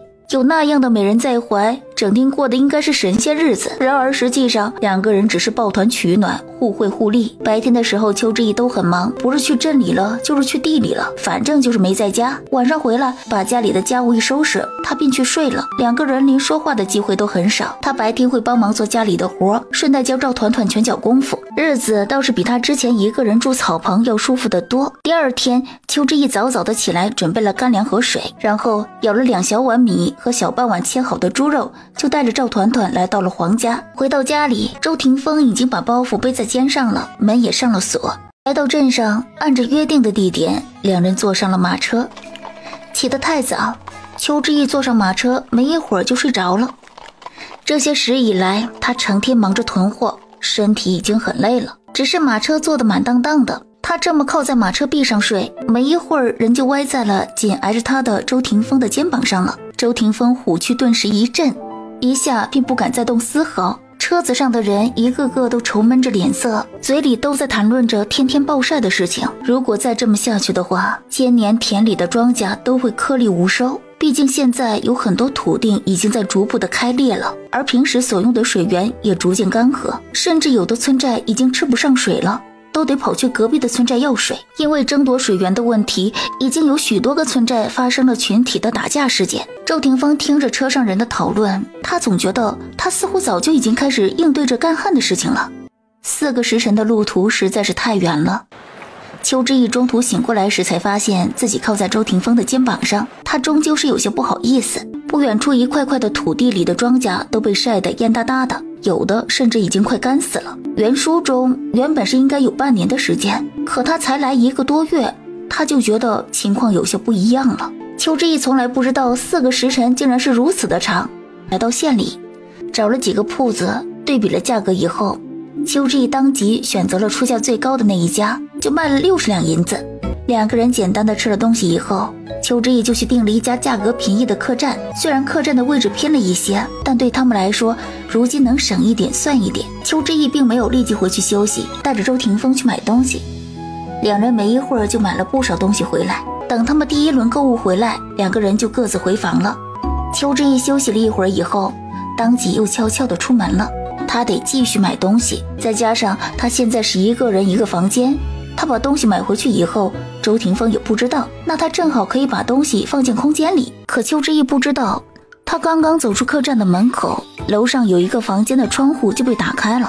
自打两个人接触以来，邱之意还是十分讲义气的，至少没什么亏待和算计他的地方，甚至他还能感受到他的真心相待。但他这会儿偷偷出去，很明显是有事瞒着他。姑娘，铺子里挂着衣服，你买不起，那没关系的，我这里还有一些陈年的衣服，你要是挑得着，我便宜些卖给你。邱之意一看，顿时大喜，这不就是他那个年代所说的陈年旧款吗？这些衣服的料子不错，虽然成色稍微旧了一些，但对于邱之意来说，仍然是不错的选择。现在天气热，那些厚重的衣服更是不大可能卖得出去。邱之意一连挑了好几件，掌柜见他要的多，当即乐呵呵的承诺再给他便宜一些。原本掌柜的几篓衣服瞬间就被邱之意买得七七八八了。掌柜的高兴，当即让人给邱之意送到了客栈，见没人了，才把房门关上，然后把买来的乱七八糟的东西全部放进了空间里。这些衣服现在看似用不上，以后说不定有大用。别看衣服这么多，实际上才花了2-3两银子，相对来说已经很划算了。不过加上之前买的东西，杂七杂八的一用，邱之意才发现身上的钱已经不足40两银子了。剩下的钱，邱之意决定要好好的规划一下。首先，填饱肚子仍然是首要的任务，所以他得继续囤大米。在囤大米的同时，他也得再买一些米饭的替代品，比如玉米碎之类的。相对大米来说，玉米碎就要便宜许多。第二天，邱之意没让周霆锋和他一道出门，他一出门当即就买了1000斤玉米碎，花掉了6两银子。邱之意按照从前的法子把东西弄进空间，买了玉米碎以后，邱之意就去了屠宰场。进门以后，邱之意就看见有几个人把一盆盆臭臭的东西拉着就要往不远处的坑里倒。这他妈的不就是猪大肠吗？哎，等等，你们这是干什么？这里面包的全是猪粪，不扔了谁吃啊？你吃啊？吃，你说的没错，我就喜欢吃这个。这玩意儿还能吃？我觉得能。猪大肠不就是闻起来臭臭的，吃起来香香的吗？邱之义随后直接找到主事人，当即表示自己愿意拿钱买猪大肠，还有一些猪身上不好卖的部位。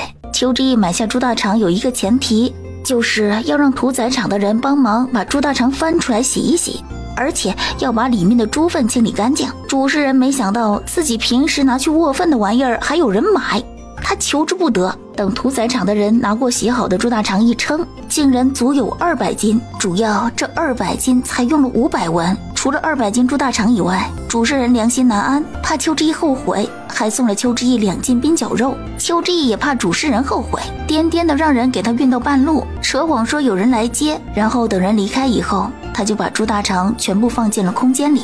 今天也算是满载而归。他去房间洗了一个澡以后，就出来同周廷芳去四周逛逛，因为两人已经决定第2天回镇上。邱之义把自己想要买的东西都买得差不多了，他这会儿整个人无比放松。两人也不知道怎么的，就逛到了一个武器铺子。原本对什么都不感兴趣的周廷芳一看见那铺子，顿时就迈不开腿了。邱之义回头顺着他的目光看过去，就看见周廷芳正目不转睛地盯着一把长剑。以后周廷芳可是要保护他和赵团团的，要是遇上了合适的武器，那对他们来说也是好事啊。周廷芳拿过那长剑，一双眼顿时熠熠生辉。他这样的闷葫芦，对眼前的长剑的喜欢之意怎么都藏不住了。邱之义不懂剑，但也觉得这剑肯定是一把好剑。多少银子？12两银子。我们不买。邱之义紧了紧自己的钱袋，心里瞬间唱起1万个舍不得。见周廷芳面上从容得很，丝毫没有因为没有得到心爱的长剑而露出半分沮丧。他越是这般，邱之义越是想给他把剑弄到手。两人逛了一会儿，邱之义又折返回去，跟掌柜砍价砍得口干舌燥。他把自己以前买衣服砍价的本事都使出来了。看着他舌灿莲花就为了给自己买剑的时候，周廷芳只觉得心口里升腾出一股子奇异的情绪来，暖暖的，让他觉得有些陌生。不卖不卖就不卖。掌柜的说不过邱之义，又不想以低价卖给邱之义，算了，以后遇到合适的再买。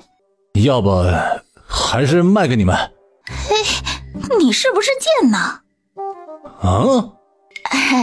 好剑，当然要给懂得欣赏他的人呐。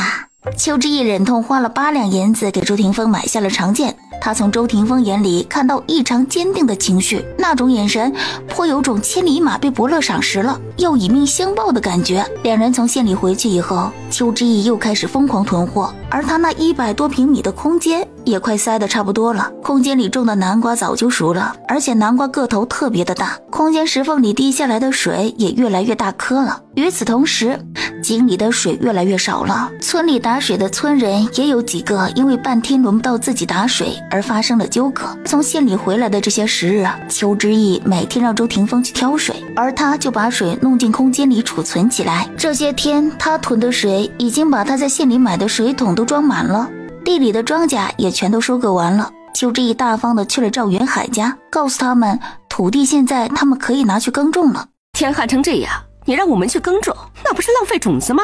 那是你们的事，反正土地是你们买的，如今全部给你们了。说完，邱之义就回去了。张氏心里总是有一种被人算计的感觉，可是当初要买邱之义的土地也是他们自己的意思。再说邱之义也确实是折价给了他们。哎，你有没有觉得有什么不对劲的地方啊？我也觉得有什么地方不对劲，但我又说不出个缘由来。我总觉得这次我们买的土地和房屋是吃了亏的。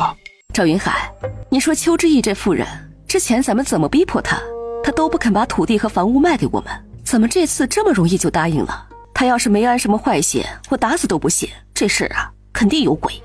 早上吃苦瓜了，一个个脸皱得这么深。娘，我和小芬琢磨这事儿不太对啊。邱之义那么机灵的一个人，咋就舍得把东西贱卖给我们了呢？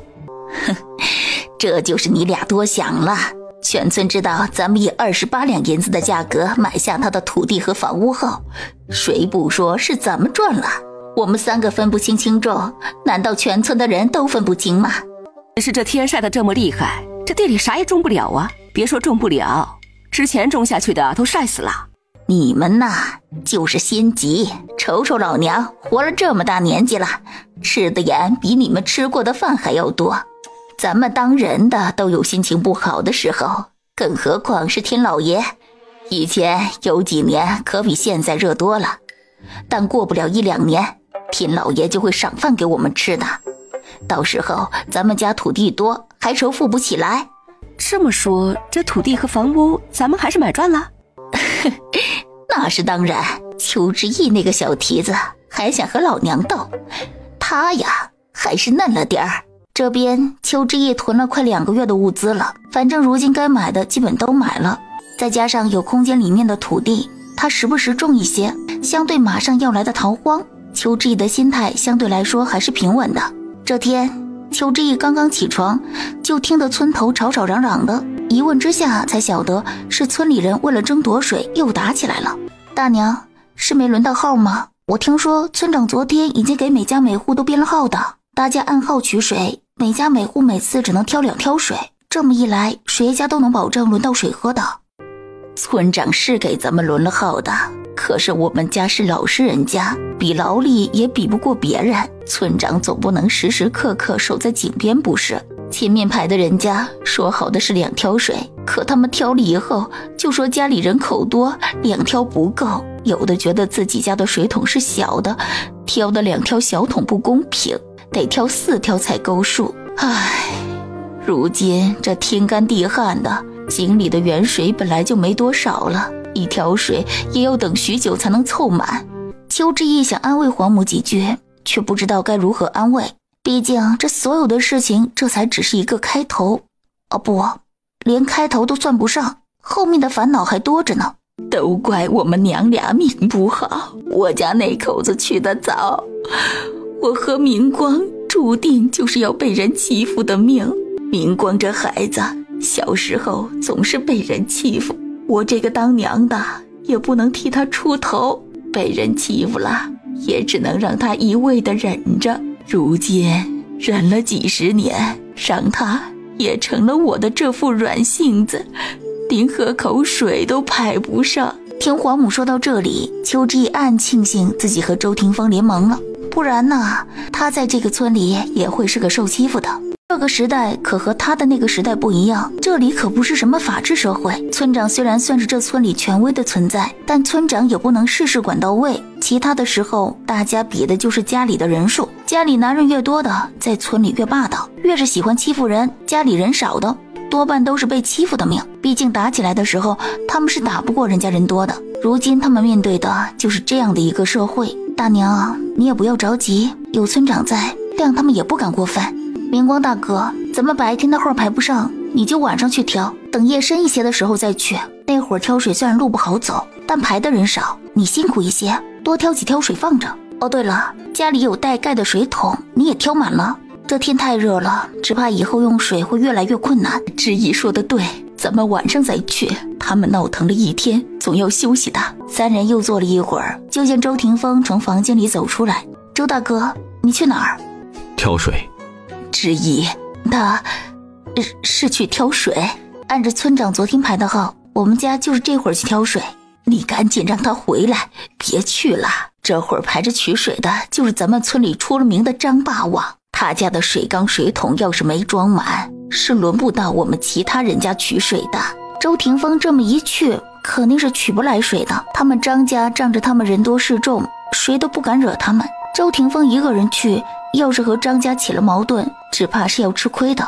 虽然他知道周霆锋功夫了得，但张家的婆娘们争气，那屁股一撅一撅的，生出的全是儿子，连生7个以后，总算生出了一个女儿，这可让张家的人嘚瑟够了。在村里也是1等1的霸道，怕周霆锋双拳难敌4手，邱之义还是站起身和黄家母子一道去了村里的水井口。周霆锋脚程快，他们出来的时候，周霆锋已经没影了。你一个外村的人，凭啥来吃咱们如意村的水？别说这会儿没有轮到你，就是轮到你了，你也不能挑水。娘，你和他啰嗦那么多做什么？他今天要是想挑水，就得问问老子的拳头同不同意。那你就问一下你的拳头吧，我等着你。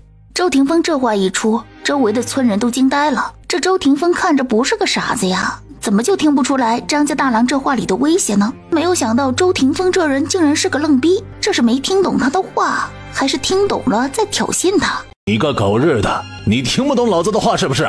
你敢在老子跟前逞威风？你以为你是在邱之义那荡妇的床上，干啥都任由你来？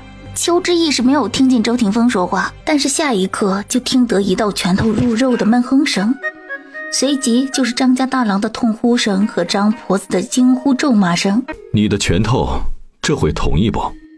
你个杂碎，你给我等着！娘，你扶我起来，咱们先回去叫人。今天我一定要让弟弟们把这狗东西打成废人才行。张婆子也顾不上再骂了，扶起张大郎，在旁边的石坎上歇着，他自己飞快地跑回去叫人了。张婆子回去叫人了，你可能不知道，张大郎他有6个弟弟。哦，周大哥，我想说的是，你一个人能打得过他们兄弟6个吗？哦，他们兄弟有5个在家，听说有1个在外拜师，可就算只有5个，你能打赢吗？打不打得赢，得打了才知道。你不必担心我，应该也不会输到哪里去。村里人这会儿七嘴八舌地说起水的事来，大家都觉得张家人不该一家人霸着水井，毕竟水是大家的水，又不是哪家独有的。这会儿竟有人出头，他们自然乐见其成。没过多久，邱之义便听得不远处传来一阵响动。周霆锋，你这个外村来的杂碎，老子今天就让你知道我张家人的厉害。张大郎，你好好说话。周霆锋虽然是外村来的，但是村长都已经承认了他现在就是如意村的人了，这水他就能喝。你这个寡妇懂个屁呀！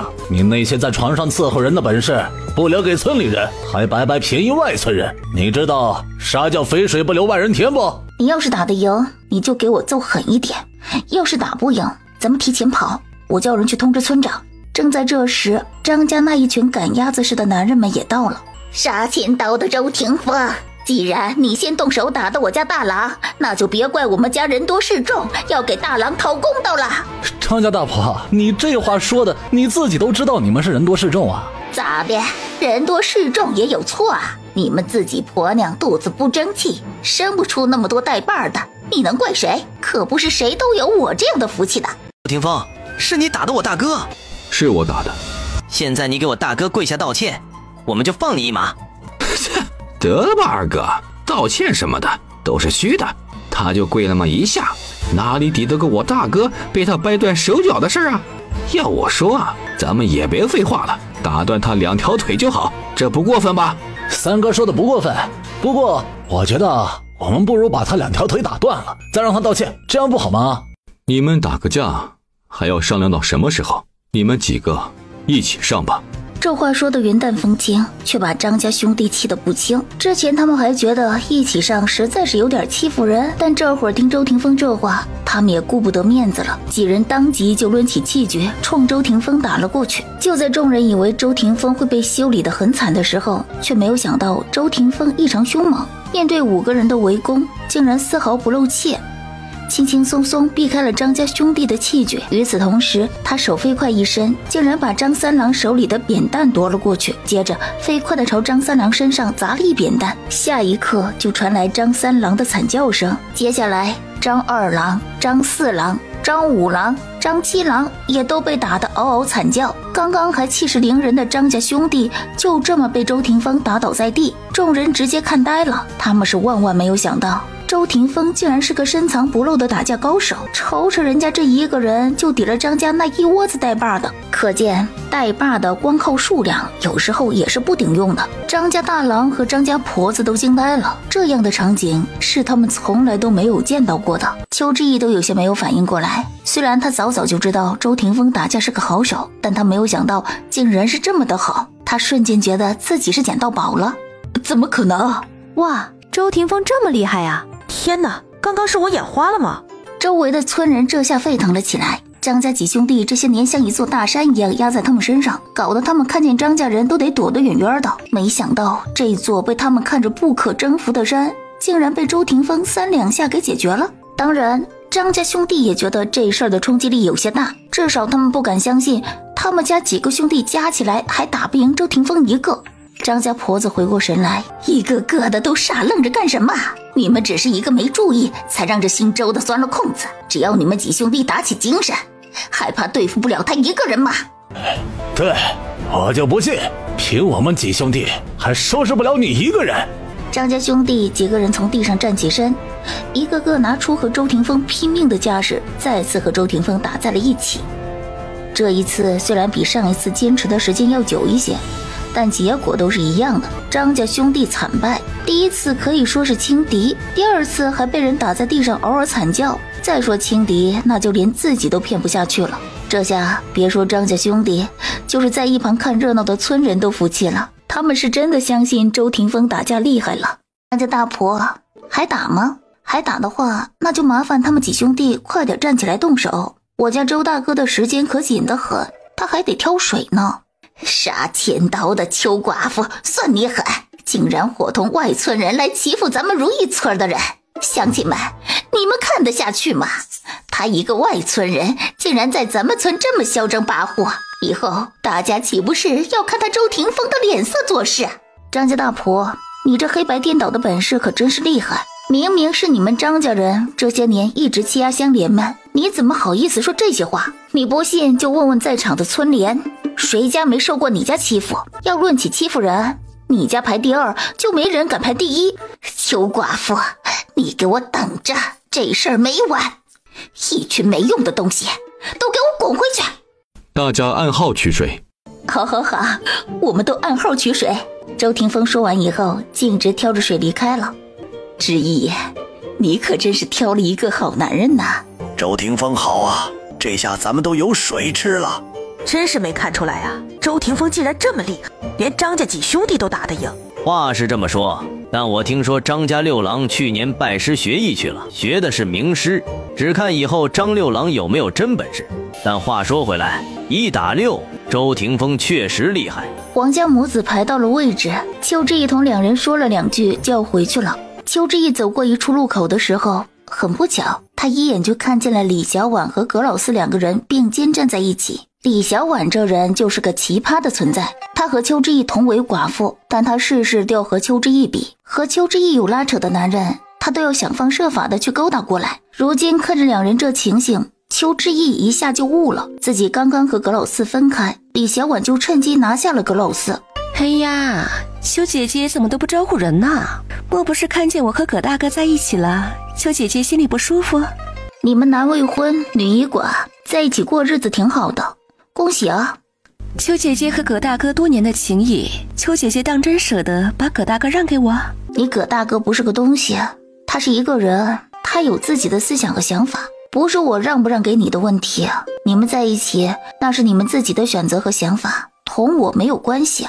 所以以后无论你们2个人过得好不好，都同我没有关系，请你们记住这一点，别到时候日子过不下去了，就把锅甩给我，说我害的你们，到时候这罪名我可不背。李小婉就是个恋爱脑，整天就男女的那点事，再有就是虚荣，全村的妇人她不比，非要和她这个俏寡妇比。秀之意，你诅咒我们？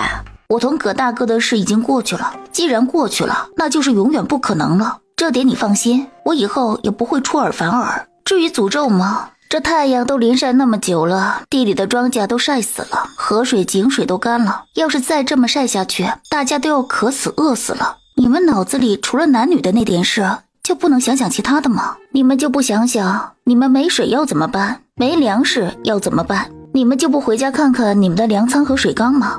邱志毅以为自己的这番话多少能提点一下两人，没想到身后一下就传来李小婉不服气的声音：小宝，等吃了午饭，我们去你姥姥家看一看。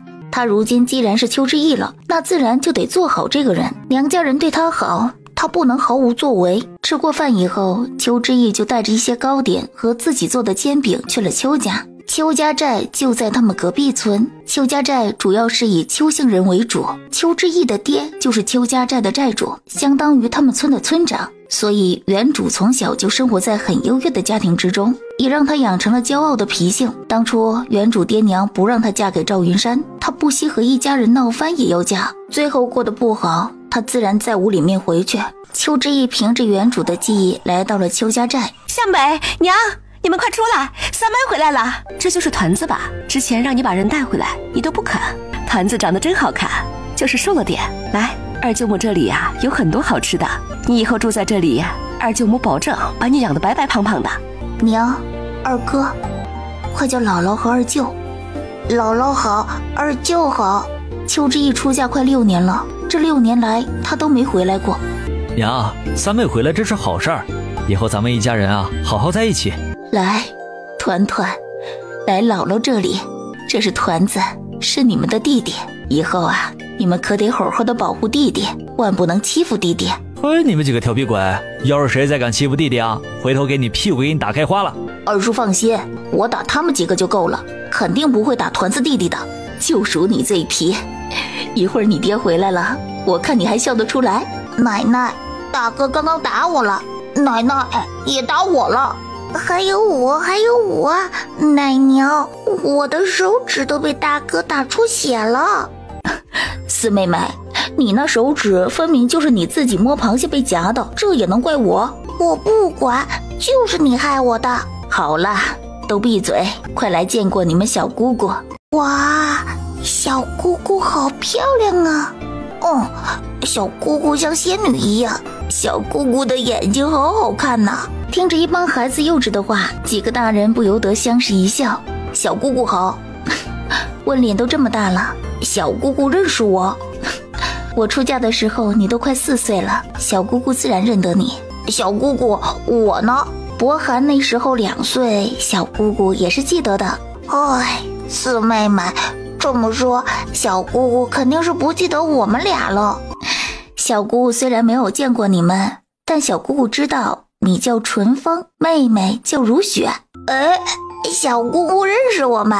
相对几个小孩子欢脱的性格，赵团团就显得有些沉闷了。毕竟生长的环境不一样，性格自然是不同的。邱之义第一次感受到原来一家人还能这样过日子，无意看到二嫂何月安带笑的面孔中竟透出一丝失落。何月安早在6年前就嫁给了邱向北，这些年她一直没生孩子，邱向北对她也很体贴，没有孩子成了何月安的难言之隐。同是女人，邱之义一眼就看出了何月安的心事。好了，都进屋吧。进屋以后，何月安就把家里的零嘴都拿了出来。几个半大的孩子一看，哈喇子都流了好长，可家里的大人们不放口，他们也不敢去拿，可见邱家的规矩是很严明的。团子，想吃啥就拿啥，别害怕。团子，吃你旁边那个糕点贼好吃，糕点没有你左手边的那个好吃。团子弟弟，有你不喜欢吃的吗？你要是不喜欢的话，三哥可以帮你解决一点。我也可以的。好了，温莲，带着弟弟妹妹出去吧，把零嘴拿上，每个人分一点，不许打架。几个小孩子一走，家里就剩下几个大人了。娘，爹和大哥他们呢？还有四弟呢？他那四弟和他大哥家的老二差不多大，叫邱向天。上次送来的银子里还有他四弟的2两银子呢。唉，如今天天都是大太阳天，咱们寨里已经快断水了。你爹这些天正带着人重新挖井，看看能不能挖到水。你大哥也带着人在找水源，你四弟闲不住，也跟在你大哥的屁股后面跑。你大嫂觉得地里的庄稼还能收一些回来，这会儿应该在回来的路上了。咱们家算是地多的，可今年这年头只怕也要紧着些吃了，不然明年怕是接不上了。上次三妹你让我们回来啊，多囤一些粮食。我和大哥寻思着呀，在寨子里买粮食吧不太好，左右都是寨子里的人，所以我和大哥呀就跑县城里去买的。娘，咱们家人多，一顿都要吃3大碗米，孩子们又是长身体的时候，饭量本来就吓人。大哥二哥才买1000斤大米放着，能吃多久啊？1000斤够了。咱们粮仓里还有陈谷子，就算今年没收成，我们只要往年剩下的，再加今年买来的大米一起，肯定能熬到明年的。娘，万一明年的情况比今年还糟呢？怎么会？这天儿最多就是旱1年呢，咋可能连续干旱2年？这老天爷还让不让人活了？三妹啊，你是不是有什么事没有告诉我们呀？邱向北总觉得眼前的三妹有些不同了，具体他也说不上来，因为眼前的人确实就是他们的三妹。唉，之前我就告诉你们的，我做了一个梦，我梦见这天干地旱的要持续很久很久，到时候庄稼枯死了，河流干涸了，土地裂开了，咱们村背后的森林因为天气太热自动烧了起来。后来这远近的人没办法了，这片土地已经不能再让我们活下去了，然后我们就开始搬迁了。一直持续做着这个梦，所以我才开始买些东西在家里放着。虽然这梦不知道真假，但我寻思着，万一是天老爷故意托梦告诉我的呢？我要是没有点动作，岂不是辜负了天老爷？我觉得知意说的在理。你们看啊，知意不是只做了一场梦，而是一直做着这样的梦。要不是老天爷故意的，他怎么可能天天做同一个梦呢？这天成天都是大太阳，要是真如知意说的那般，那咱们家这么多人，要是没有点东西囤着，全寨子岂不是咱们家第一先饿死啊？胡说八道，我的子子孙孙都是要长命百岁的人。二哥，你相信我吧，反正东西买来也没有什么坏处。娘，等晚些时候爹和大哥回来了，我们大家一起商量一下。我觉得三妹的担忧啊是对的，这天一直这么晴着，我怕三妹的梦会成真啊。真的会一直这么旱下去吗？三妹，你真觉得你做的梦会成真吗？我记得你之前说过，在梦里我们这里所有人都会去逃荒，这逃荒的事儿你知道具体是什么时候吗？邱之意见邱向北终于开始相信他所说的话了，他不由在心里松了一口气。这个世界本来就是他粗粗看了一半的小说，他当然知道这里会发生什么，早知道他自己会穿越来这个位面，他当初就应该认真一点，把小说的内容全部看完才是。如今看来，以后看小说是不能囤文了，不然这就是下场啊。大概在2个月左右。两个月太短了，2个月怎么行啊？之意，你快想想办法，这时间能不能延后啊？娘，这可不是我能说了算的，要是这一切都是真的，我们家能提前做准备，那都是天老爷的照顾了。娘，天老爷能给三妹做个提醒，其实已经是我们家里最大的恩赐了，咱们也不能太贪心啊。这件事情我们千万要保守秘密，不然后果会不堪设想的。至于寨子里的人咱们也让他们多囤积些粮食和水，我们只说是怕天干地旱，今年没了收成饿肚子，至于其他的一句也不能提，尤其是涉及到三妹的话。那我马上就去收拾衣服装袋，被子也要带一些，就算是逃光，路上也会用得着的。哦，对了，锅碗瓢盆一样也不能少。三妹，若是2个月之后大家真的要去逃荒，你觉得我们眼下要做什么才是最好啊？二哥，等晚些时候爹和大哥回来了，咱们再一起商议吧。有些事情可不是我能说了算的。直到天黑，邱向南才带着四弟邱向天回来。爹呢？爹说寨里有几家只剩下几个孤寡老人了，他去看看这些人家里缺什么不，一会儿就回来了。终于舍得回来了。大哥，目光往旁边一扫，就看见一个小脸颇为严肃，看上去很是正经的小正太，这会儿正认真地打量着他。向天，他那个给他2两银子的亲弟弟。不过邱向天这模样看着还没邱问脸和邱伯涵大，似乎邱向天还真是没有他大哥邱向南前面的2个孩子大。他爹可真是老当益壮，宝刀未老啊。不过这6、7岁的小家伙看着怎么有种老气横秋的感觉。老四，这就是你三姐，你平时不是念你三姐念得最凶吗？怎么你三姐就在跟前儿，你却不说话了？可不是嘛，老四平时也不怎么关心人，倒是三妹的事他总爱打听一些。上次听我说和大哥来看你，他还托我给你存了好几年的钱呢。四弟，三姐也很挂念你呢。你说谎，你根本就不想我们，不然你怎么会那么多年都不回来看看我们？好了，老四，今天你三姐回来，可不许说这些不高兴的，知道了？娘，老四，这是你的小外甥团子，团子，我是你四舅舅。赵团团，邱之意，无语了。没一会儿，邱向南的媳妇白云云回来了。之意，我没看错吧？你回来了？回来就好，省得你大哥成天在我耳边念叨你在如意村过的日子那叫一个苦。邱向南似乎没有想到自己背后的秘密竟然被白云云当众说出来。你话这么多，要不就一直背着背篓说。你看看，你都嫁出去多少年了，你大哥这脾气半点也没变，他还怕我说出来让你们笑话了呢。邱家的院子和房子都修得宽敞，一家子点上油灯坐在一起，等当家人邱正生回来吃饭。邱正生是邱家寨的寨主，平时就是个为了全寨子上下忙活的命。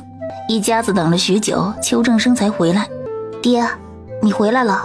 听到这一声爹，邱正生愣了一下，像是有些不敢相信。团团叫祖父。祖父。家里人都知道邱之义和邱正生的嫌隙最大，他们真的怕两个人见面以后会吵起来。这会儿见两边都挺和气的，一家子不由得松了口气。这顿饭一家人吃得无比开心，大家有说有笑。吃完饭以后，袁氏知道邱之义他们有事商量，当即把家里的一群混世魔王各自领去了房间睡觉。爹，今天你和大哥去看那个挖水井的事儿，看得怎么样了？别提这事儿了，我们都挖了那么深了，硬是没见着半点水。咱们寨子的水井都是几百年的老井了，从来没缺过水，可如今泉眼里出来的水越来越少了。再这么下去，咱们寨子以后吃水可怎么办呢？不会吧，咱们邱家寨从来都没缺过水，靠的就是寨里的几口百年老井。怎么你说的这么严重？你可不要危言耸听，乱吓人。吓没吓人，你明天自己去看看就知道了。咱们寨子里的庄稼再不浇水，就彻底救不过来了。没有了收成，我们今年吃什么？明年吃什么？大哥，你先别担心地里的庄稼了，再这么下去啊，只怕人用的水啊都不够了。邱向北的话说完，大家都沉默了。天一热，人喝的水就多，可井里的水却越来越少了。爹，其实之前啊，我和大哥去探望三妹的时候，三妹那会儿就提醒过我们，让我们呀多准备一些粮食还有水。今天三妹来了，三妹说呀，她最近反复做着同一个梦，在梦里啊，要不了多久，咱们这里所有的人都会搬离这里，这天呢会一直旱下去，直到后面呢，庄稼会颗粒无收，土地成块开裂，缺水缺粮，山上的树木会无火自燃。就这样啊，咱们远近的人为了活命，只能是举家南迁，去南方寻一方水土来过活。湘北，你可莫要乱说，三妹只是做了一个噩梦而已，我看她就是平日日子过得太苦了，如今遇上干旱年，才会做出这样恐怖的梦来。可是大哥，三妹连续几个月都做的是同一个梦，这事儿你怎么解释？从前三妹过得苦，可最近这些时日，三妹身上有了些钱财，按理说已经是不差吃不差喝的了，怎么还会一直做这样的梦呢？这还用说，肯定是咱们底下的祖宗在用这种方式提醒我们，让我们早做准备。要真是咱们家祖宗，咋不跑爹梦里去给爹说清楚呢？怎么会跑到三妹梦里？就算不跑爹梦里，那也应该跑我梦里呀！我好歹也是家里的长子啊。那可难说，三妹这么漂亮，难保祖宗们要喜欢三妹一点。好了，都别吵了，你没有胡言乱语。邱之义知道，如今家里当家做主的还是邱正生，只有把邱正生说服了，家里的人才会全心全意地准备粮食和水。爹，我胡言乱语做什么？这天儿你自己也是看着的，这都旱了好久了，难道我们就这样等着天老爷不旱吗？万一天老爷真的让我们这里一直旱下去，那我们就真的什么都不做了吗？人是活的，我们当然得寻生路。我是觉得我们提前多做些准备，有备无患的好。如今整个寨子缺水都缺成什么样了，爹是再清楚不过的了。如果我们就这样干等着，估计最多再过1-2个月，这里全部都得乱套。你那梦，你觉得靠谱吗？我觉得靠谱。之前有人同我说过，说这几年天下人的日子不会好过，我原本是不相信的，可如今看到这天时，倒是信了几分呢。既然如此，那我们也是时候做些事儿了。邱家寨通共108户，全寨一共400来人，然而寨子里家家户户都是看着我们家的，不管干啥，寨子里的人也会跟着我们干，所以咱们一家人，不管是大人还是小孩，无论遇到什么事都不能慌。我们一家人若是慌了，那全寨子都会慌的，都会乱的，你们明白吗？爹，我们知道了。我们不能说要不了多久就要逃荒的事，但是我们得提醒他们一下，万一今年收成不好，年底吃什么，明年吃什么，让各家认真盘算一下，然后开始囤积粮食和一些必需的货物。对了，还有水，从今天起绝对不能让寨子里的人再把水挑去淋庄稼了，水只能人用，让家家户户把水桶都给我用起来，把水都装满。咱们寨子里的人家不是什么富裕人家，但是必须让他们舍得把钱拿出来备用粮食。江北，家里的钱财都在你娘那里保管着，你明天呀去取来一些，购买粮食和其他物资，该买的东西不要吝啬钱，不该买的也不要浪费一文。爹，你放心，明天我让三妹啊同我一起去谋划谋划，看看家里的银钱该怎么分配。好，大家都做好准备，万一真的要走了这条道，咱们也不怕，那路啊都是人走出来的。爹，要说动全寨的人都去买粮食，只怕不容易啊。就我知道的，如今外面的粮食价格可高了呀，寨里的人手里的钱都是他们存了一辈子的家当，就是为了让子子孙孙以后好过点，要他们把银子拿出来，只怕他们宁愿自己饿肚子呀。如果现在再不买粮食，后面粮食会越来越贵，再往后面拖下去，到时候就是拿再多的银子也买不了粮食了。再说人活着才是最重要的，现在都没有了，还谈什么以后？这不是守财奴吗？必须说服他们拿银子来买粮食，还得尽快，再拖下去的话，以后是真的要饿死人的。小南，你力气大，你明天和你三妹一同出去买粮食去，去的时候在寨子里挑几个身强力壮的一起去。小北，你嘴巴会说，你明天呀去寨子里让人拿钱买粮食，我再去看看能不能找到新的水源。爹，我们呢？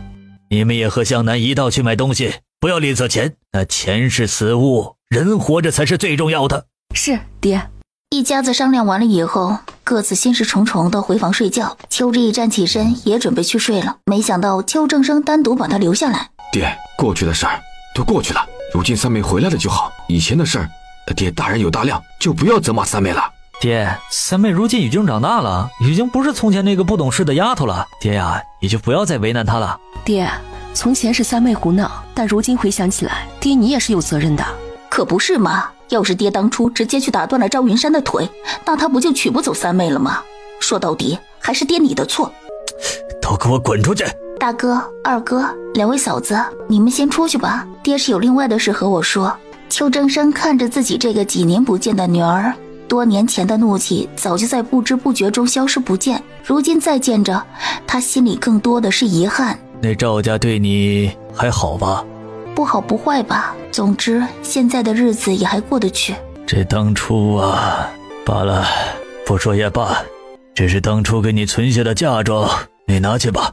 当初原主不顾家中反对，嫁给了赵云山，邱正生一气之下硬是没给原主一点嫁妆，倒是袁氏和他的两个哥哥私底下偷偷给过原主一些盐钱。原主曾经在心里还怨怪邱正生心狠，如今看来这老头只是表面狠罢了。谢谢爹。邱之义没客气，这银子现在拿给他，他还能再买些东西存在空间里，以后逃荒的时候都不用费力气去运。可要他把银子给了家中人去买东西，只怕到时候惹眼还麻烦。收下钱袋以后，邱之义就回到原主从前的房间。邱之义借着油灯打开了钱袋，只见里面赫然放着15两银子，这可不是一笔小数目。第二天，一家人起了个大早，吃了早饭以后，大家按着昨夜的安排开始行动。邱之义一行火急火燎地来到镇上。姑娘又来买粮食啊？是的，掌柜，今天我们要的多一些，价格还是之前的价格吧。姑娘，你准备要多少啊？2000斤，我们要买2000斤大米。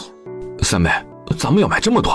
荒寺很吓人，可是家里的这些壮劳力吃饭也很吓人。再有就是家中的几个孩子正是长身体的时候，饿起来一顿能吃3大碗饭。向南，你就听三妹的吧，2000斤大米真的不多。那就来2000斤吧。各位，2000斤是真的多了。掌柜的，你是什么意思啊？我们又不会短你的银子，你这里摆着这么多的大米，还怕没有2000斤吗？这位兄弟，你先不要生气，我这店里的米看着多，但现在能卖的还真的不多呀。这些还有这些都是提前被人预定的了，人家连银子都付了的，这会儿只是暂时搁在我这里一下。邱之义听到这儿，隐约觉得情况有些不大妙了。如今外面啊，有很多人都在找我买粮食，我这手里的粮食啊，加起来也不过几千斤，现在大半的粮食都被卖出去了。你们若是要2000斤，我这里啊还真是给不了那么多。掌柜，你能给我们多少？你现在有多少，我们就要多少。你是我的老客人了，我若是一点都不卖给你，那也太不讲情面了。但我的客人不止你一个，所以我最多只能卖给你1000斤。好，那我们就要1000斤。1斤15文钱，1000斤15两银子。掌柜的，你想钱想疯了吧？1斤大米15文，你家大米是黄金做的？掌柜的，之前不是还10文1斤吗？10文？你们现在出去问问哪家粮店10文的卖给你们，我还就跟你们直说了吧，要不是你是我的老客人，我15文一斤都不乐意卖给你们。你个不良米商，我还不信了，10文一斤的大米我买不来。邱之义见了，连忙冲白圆圆使了个眼色，白圆圆赶紧把邱向南拉出了粮店。邱之义同掌柜的道了歉，当即麻利的交了15两银子。没一会儿，1000斤大米就运在了寨里的牛车上。大哥，这街面不大，单单这一家粮店它是绝对不会涨价的。如今这一家涨价了，那其他家的粮店只会比这家涨得更多。不瞒大哥，这街面上的粮店我早就摸过底了。当真这么贵？若是我没猜错的话，以后会更贵，而且有可能今天的价格和明天的价格都能差出一大截来。白圆圆和何月安当即带着人把买好的粮食往家里送，邱之义和邱向南又去其他的粮店打听粮食。这一打听不得了，有的粮店卖的大米竟然要17、18文一斤，甚至有的要20文。这位客官，你今天嫌贵，那我告诉你，明天你来，我20文一斤都不卖给你。明天的价格一斤至少还要涨5文钱。三妹啊，不是我心疼钱，实在是这些不良商人太过分了，一斤大米都卖到20文了，他们还要涨价，他们是存心要老百姓的命吗？大哥，这不能怪他们，物以稀为贵，他们能拿到的粮食少了，而买粮食的人多了，这粮食的价格自然就会涨。而且这老板说的也没错，粮食的价格越是到后面会越来越高的，甚至以后有钱也买不到了。大哥，今天咱们就多买一些，你别问价格了，这些让我来吧。见邱之义如此说，邱向南虽然气愤，但也确实是无可奈何。最后在邱之义的指挥下，他们1天之内买到了3000斤大米。除此以外，邱之义还帮忙买了许多日常的必需品，直到买到天黑，街面上的店家都关门了，他们一行人才满脸疲惫地回了寨子。经过1天的买，晚上邱家人又一起讨论如今的形势。邱向北今天口皮都说破了，再加上大家看见寨主家都在疯狂囤米，大家这才答应明天一起拿钱去买米。听到粮食的价格如此之高，邱正生不由得重重地叹了一口气。看来不只是他们，如今有钱人家大多都已经有这个意识了。如果有钱人家都开始囤粮食了，那惨的就是贫穷人家了。因为有钱的人不管怎么样，他都要比没钱的人占优势。实在不行，他们可以抬高价格，反正他们不缺钱。可是这些穷人就不一样了，他们最缺的就是钱了。明天天一亮，江南，你就带着人去街面上买粮食，甭管多贵，先把粮食买到手了再说。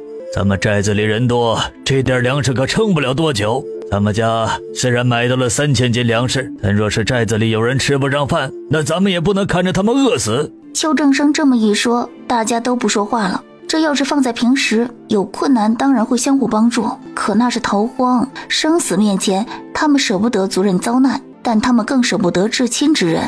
爹，我怀疑明天再去买米就没有那么容易了，价格方面只怕也还要再涨。买，再贵也得给我买。明天我再派个人出去问问其他地方的粮食，要是便宜一些，我们就抓紧买回来。好。吃了饭以后，大家都各自休息去了。毕竟累了1天，明天又是忙碌的1天。第2天，一家子起床以后就各自分工，寨子里的人也都齐齐聚在他们家门口，讨论着要买多少米。邱正生站出来嘱咐大家不要心疼钱，能买到米就买，如果家里粮食充足的，可以买一些其他的必需品。来到镇上以后，邱家寨的人发现粮店面前已经站了不少人了，虽然店家都还没有开门，站在外面的人个个脸色凝重。咱们再让人去隔壁镇看看，隔壁镇今日赶集，我们在这里等一会儿看看情况，不行的话我们直奔隔壁镇，去隔壁镇买。好。邱家寨刚刚还在抱怨邱正生让他们买粮食的人中，当他们这会儿看到那么多人都在等着买粮食的时候，他们便再也没有一声抱怨了。人就是这样，当看着所有人都在做一件事的时候，那么他也只有跟着做了才会安心。没过多久，粮店终于开门了。邱向南是个脸皮厚的，早早的就挤在了最前面。掌柜的，我们昨天就在你家买的，是老客人了，今天我们呀还要买你家的粮食。各位对不住了，不是我有粮食不卖给你们，实在是没有粮食了，我店里的粮食都被王员外买下了，各位去其他铺子看一下，早一点去，说不定还能买上2斤呢。我们等了那么久，你怎么能一点粮食都不卖给我们呢？就是啊，凭什么？你多少卖一些给我们，卖粮食给我们，必须卖粮食给我们。掌柜的，你别不地道呀！我们这么多人，等了你们这么久，你就多少卖一些给我们吧。掌柜的见情况已经是箭在弦上，只得同意每个人只能买5斤米，多的怎么都没有了。各位，30万1斤，大家提前把钱准备好。众人真的不淡定了。就在他们要发怒的时候，各位要是嫌贵，可以先去别家看看。一句话就把沸腾的人群安抚住了。买到粮食的人又飞快地奔向下一家去买，就为了能多买一点。只是当他们去到别家的时候，发现别家的人更多，价格更贵，有的粮店已经把大米卖到了1斤35文的地步。大哥、二哥，今天买大米只怕是难了。咱们现在可以让人去面粉店买点其他的面食，这些东西也是一样的，只要是粮食咱们都买，甭管是啥了。有了新的策略，大家立马开始分头行动。果然，相对粮店卖面食的铺子人要少很多。邱之义他们带的人几乎人人都买到了10来斤面粉之类的粮食。只是没过多久，其他地方堵着买粮食的人也反应过来了，大家又纷纷往面食铺子涌了过来。边邱之义立马让邱向北、邱向南奔赴隔壁镇子继续买粮食。虽然邱之义对此并不乐观，但总是要去试一试的。他们一行人匆匆赶到隔壁镇子的时候，见隔壁镇子买粮食的人也多了起来，大家挤挤嚷嚷的，说是买，几乎都是抢着要。邱之义他们安排了人去争着买粮食，如今买粮食的人无一个再嫌弃粮食贵了，只要店家肯卖，他们就都买。邱之义没有再去和人争买粮食了。邱正生给了他15两银子，虽然如今银子贬值，但15两还是能买一些东西的。大家都在哄抢粮食，粮食的价格自然奇高，但像药材、药膏之类的，基本还是原来的价格。邱之义一下买了不少，刚刚从无人处走了出来，发现街面上乱成一团，有人运气好，买的粮食多了些，一些没买到粮食的人看着眼红，干脆不分青红皂白的上去抢。邱之义见此，立马找到邱向南兄弟，让邱家寨所有买到粮食的人全部站在一起，不可单独行动。他们人多势众，一般抢粮食的人不敢挑他们下手。就这样，邱家寨的人总算都买到了粮食，大家一起走，总算安全的回了寨子。回到邱家寨以后，邱家一家子又开始商量新的对策，只是可惜不管怎么商量，要想买粮食都难如登天。邱之义建议让大家多买一些膏药和药材，还有盐。如今邱家所有人对邱之义的话有种莫名的信任，要不是邱之义提醒预警，他们只怕一点粮食都抢不到。邱正生愁眉苦脸的让邱向北去全寨子传话，让全寨子的人都节约粮食，每顿能少吃一点就少吃一点，地里还有庄稼没收起来的全部去收起来，甭管瓜大瓜小，趁瓜还没有被晒死赶紧弄回家里来，瓜多的可以把瓜切成瓜片晒成瓜干，地里的土豆也赶紧全挖出来，别舍不得了。大家现在都有了这个意识，邱之义的目的也就达到了。他带着赵团团从邱家寨回到了如意村，才过去2、3天，如今泉眼流出来的水越发的小了。之前排号取水，一家每次可以挑2挑水，如今只能挑1挑了。就这样一天排下来，都有很多人没排到水。回到家中，周霆锋正在磨刀，地上还零散的放着10几支自制的箭头，旁边有一把弯刀。听到脚步声，周霆锋侧过身来，就见着邱之义笑得一派温婉。他人站在门口，便觉得是无限春意。明明也才2、3天没见，周霆锋竟觉得这2、3天未免也太久了些。你磨刀做什么？我去山里转转，看看能不能弄些山东西。昨天我猎到了一只野猪，在灶台上，我已经清理好了，你帮忙处理一下。好，一会儿我拿盐腌制一下，再晒成腊肉。邱之义进了屋，看见一只大概有50、60斤那么大的野猪已经被打理好了。他迅速拿刀把野猪肉分块以后再腌制，只是他到底不是专业的，一块块肢解野猪肉并不容易。周霆锋拿着自己的弓箭和柴刀，正准备上山，他透过窗户看见邱之义微蹙的眉头，砍野猪肉的时候似乎有些棘手。我来。刚刚在邱之义手下无比顽固的野猪肉，在周霆锋手上跟切豆腐似的游刃有余，3下5除2就被周霆锋切成了一条一条的肉块。周霆锋切完以后，随即转身出门。邱之义朝他的背影看了一眼，觉得这种实干型的男人其实还是挺帅的。邱之义把野猪肉用盐巴腌制了以后，就放入盆中入味，等腌个3、5天就拿出来熏制。当然邱之义并没有把所有的肉都拿去熏制，而是分成了3部分，一部分熏，把一部分拿来切碎提前炒好，剩下的部分放进空间里。等他把整个野猪都整顿完以后，才发现天色不早了。赵团团正委屈巴巴地看着他，小宝饿了？对不起啊，娘忙起来就没注意，都过了吃午饭的点了，娘马上就做饭。娘，我不是很饿。邱之义刚刚烤好米，正准备下锅，就看见周廷芳手里拿着2只野兔1只野鸡走了进来。对不住，今儿收拾野猪都忘了做饭的时辰了，你等一等，我一会儿就好了。周廷芳把打来的野兔野鸡放在厨房的竹篓里。没事，我还不饿。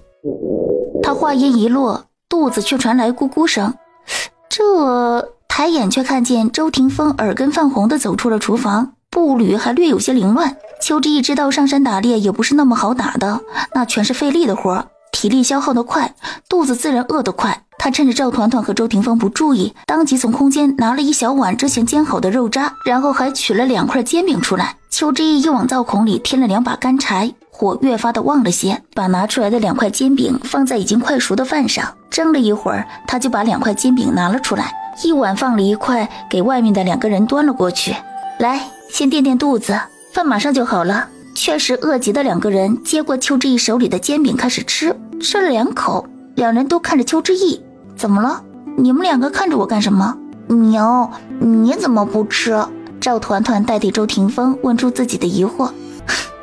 娘还不是很饿，你周叔去山里那可是消耗体力的活，得先垫垫肚子，你还在长身体，也不能饿着。娘早上吃的多，现在还不是很饿。说罢，邱之义又去了厨房炒菜。周廷芳看着手里的煎饼，只觉得有一股暖意刻在心头。原来在这乱糟糟的世界里，还有一个人会在意他饿不饿，有没有衣服穿，有没有鞋穿。饭菜做好以后，3人同桌吃饭。邱之义厨艺不错，3人吃得很香。刚刚吃完饭，桌子都还没来得及收拾，门口就匆匆跑进来一个人。之义姐，村长让你们去他们家门口集合，所有人都要去。一个人就来到了村长家门口。之义啊，听说你前2天回娘家了。是，我回去看看爹娘。大家都看见了，现在这天已经快8个月没下过1次雨了，并且一天比一天热，村里的庄稼全部都干死了，村里远近的水井也都干枯了。就咱们村里的100年老井，最近泉眼里流出来的水也越来越少了。再这么下去，别说庄稼和牲口，就是咱们人吃的水都没有了。大家说说你们各自的想法，我们总得拿出一个法子来，全村200-300号人总不能坐着饿死吧。村长这话一说完，全村人都纷纷议论开了。然而这些人七嘴八舌的，也拿不出一个实用可靠的意见。最受人支持的一个意见就是去深山里寻找水源。咱先不说深山有没有水，就说去山里，没有20号人一起，谁敢去深山呢？再说了，深山里的水离咱们村子那么远，挑个1条水，只怕还没到家，在路上就都被喝完了。再则天气这么热，深山里只怕也没什么水了。要知道，我们这100年老井的水源就是来自于深山里的暗河。听到村长一口把这个提议给否决了，众人一下就没底了。没水这种事，他们也变不出水来啊。后面村长干脆叫了村里的几个比较德高望重、说话有分量的长者一起商量。最后商量的结果就是，既然全镇都在买粮食，那大家就赶紧拿钱买粮食吧。一听说要买粮食，众人心头一下就乱了。这些人一辈子穷惯了，把钱看得十分紧要，如今家家户户家里多少都有一些存粮，现在就让他们拿钱出来买粮食，那真的太难了。邱之义听着村民们如此的抱怨，一个个的都到这种关头了，还舍不得钱，也不想想现在就是拿钱也买不到粮食了。粮食买来是你们自家人吃的，外人一口都吃不着。你们想买粮食，如今都不一定能买得着，还在这里不乐意。回头家里没粮食了，你们就自己饿肚子去吧，一个个到时候别来找我。还有，你们地里的土豆都赶紧去挖了，这么热的天气，你们还指望那土豆在地里能长个呢？回头全部烂在地里了，你们连土豆皮都吃不上。要买粮食的，明天起大早来我家门口一起去买。要是自己单独买的，回头被人在半路抢了，也别来找我哭爹喊娘。见村长发怒了，众人也不敢再去挑战村长的权威了，纷纷散了。之义啊，你说这老天爷真的这么绝情吗？大娘，凡事不能都指望老天爷的，不管老天爷给不给我们饭吃，我们自己总是要想办法吃饭的。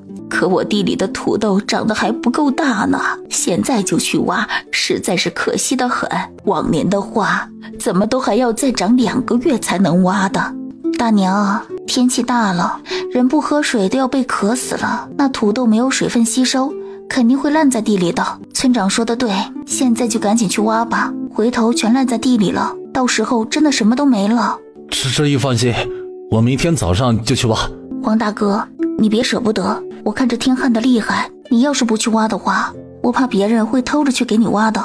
家里的水你半夜的时候辛苦一些，一定要多存一些在家里，其他的粮食也要省着一些吃，千万别浪费了。挖来的土豆你让大娘做成土豆干，以后随时都能拿出来吃。还有，黄大哥要是买不到粮食的话，你可以去买一些治疗温病的药材，盐巴也要多买一些，这些东西以后会有大用的。大灾过后必有大益，如果提前备好一些药材，到时候实在没粮食了，还能拿药材换取粮食呢。邱志毅说这些是为了不让别人听见，可他没注意，这会儿他贴近黄明光的样子让人看着就有些僭越。志毅，你家男人来了。邱志毅抬头看去，就看见周霆锋站在不远处的路口，目光就看着他和黄明光。隐约间，邱志毅觉得周霆锋的目光有些冷。呀，志毅姐姐，看你和黄大哥凑得那么近，你家周大哥只怕是吃醋了。邱志毅对眼前的女人真的是无语了，都火烧眉毛了，他还在做这种女人为难女人的蠢事。你不要乱说，我和志毅啥都没有。哎呀，我就是开个玩笑，你还当真了？切，真小气。开玩笑？李小婉，下次你再惹我，别怪我不客气。说完以后，邱志毅没有再搭理李小婉，朝家走去。从外面回来以后，邱志毅就看见周霆锋除了偶尔去纠正一下赵团团练功的错处之外，他便在院中劈柴，其余时间连眼风都没有给邱志毅一个。邱志毅全然没感觉到，毕竟在他眼里，周霆锋就是这么的高冷和不近女色。天色暗了下去，月亮升起来了。反正周霆锋打了一头野猪回来的事大家都知道，他得趁着这个当口，把所有的肉一次性整好，免得后面肉香味散开惹人惦记。看见邱志毅弄猪肉，周霆锋走过来帮忙烧水，等另外的一口锅里的水烧开了，他就把今天打来的野鸡放进木桶里，一锅沸水倒下去，周霆锋就开始快速的把野鸡身上的鸡毛拔掉。邱志毅挥动大锅铲铲着锅里的肉，等锅里的肉炒得差不多了，就用一个盆装肉，一个盆装油，如此来回的炒着。周霆锋看着他忙活了几轮下来，终于忍不住：你拿盐腌制之后晒干就成，若是全部炒了，回头放不了多久。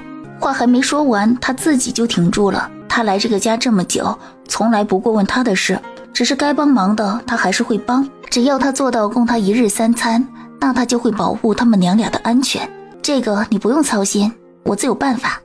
倒不是我要一次把这些肉煮熟，只是如今外面这样的形势，我总得小心些。若是我们家顿顿都飘出肉香，回头总归是会被人惦记上的。你都不知道，我从邱家寨回来的时候，看见不少人光天化日之下就敢明抢别人的东西，真的吓人的很。以后出门带着我，总归不会让你被人欺负的。这个我知道。看着他面上带着的笑意，周霆锋自打傍晚一直就冷着的脸色终归是缓了几分。邱志毅忙活了大半宿，终于把所有的肉都煎好了，肉都是煮熟了的，到时候直接拿出来就能吃。简单的洗了一下便去睡了。别人家到时候顿顿吃肉，我家到时候啃泥巴都争不过人家，造孽哟，要瘦哟。老东西，一天啥都不干，还想学别人吃肉。要我说啊，像你这种累人精，别说吃肉了，就是吃屎也得有人愿意饿给你。人家能吃肉，那是卖房卖地的钱，还是他亡夫给他留下的宝贝。你这老东西，你还羡慕上了？你就等着看吧，看看他那好日子能熬到什么时候。昨晚的肉香浓郁得很，两家挨得近。大嘴嫂子，你今儿个是吃错药了还是咋了？有事没事的惹我做什么？怎么的？你觉得我好欺负？张大嘴往常也爱欺负一下原主，原主虽然也会顶回去，但原主自己孤儿寡母的，终究会避让一些张大嘴。有了男人劲，我就是不一样啊！底气足得很呐，说话的嗓门也大了。张大嘴，还真是被你说对了，我就是仗着周大哥，咋了？你要是没了男人，指不定过的是啥日子呢。张大嘴一听，顿时叉腰就要正儿八经的干架。可就在这时，他就看见周霆锋提着一把雪亮的刀从屋里走了出来。他高大的身形突然出现，邱之义和张大嘴都愣了一下，然后两人就看见周霆锋拿起砍柴刀，对着一根手臂那么粗的木柴一刀下去，木柴就被劈成两半。周霆锋似乎不满意，对着木柴又飞快地劈出了几刀。张大嘴看着这一幕，眼里闪过片刻的诧异，随即悻悻地回了屋。邱之义好笑地看了眼周霆锋，他严重怀疑周霆锋这样就是故意的。不得了了，不得了了，有人热死了，热死了！哎呀，天哪，谁热死了？这糟惯的老天爷，天天这么热，还让不让人活了？谁热死了呀？看样子好像是王婶子和李大叔啊，他们家今年种了不少土豆，现在土豆烂得快，他们今儿怕是在抢时间。唉，作孽哟！村里你一句我一句的，谁都不愿意凑上去触眉头。就在这时，村长带着人匆匆赶来，看见有几个壮劳力竟然站在旁边无动于衷，丝毫没有帮忙的意思。站着做什么？还不去帮忙？咋了？你家一辈子都遇不上难处是不是？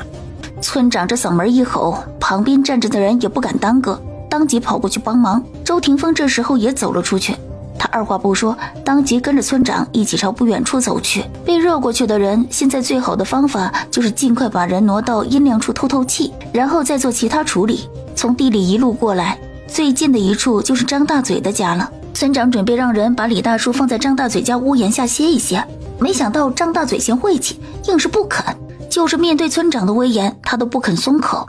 就在这时，抬到我家来，我不怕晦气。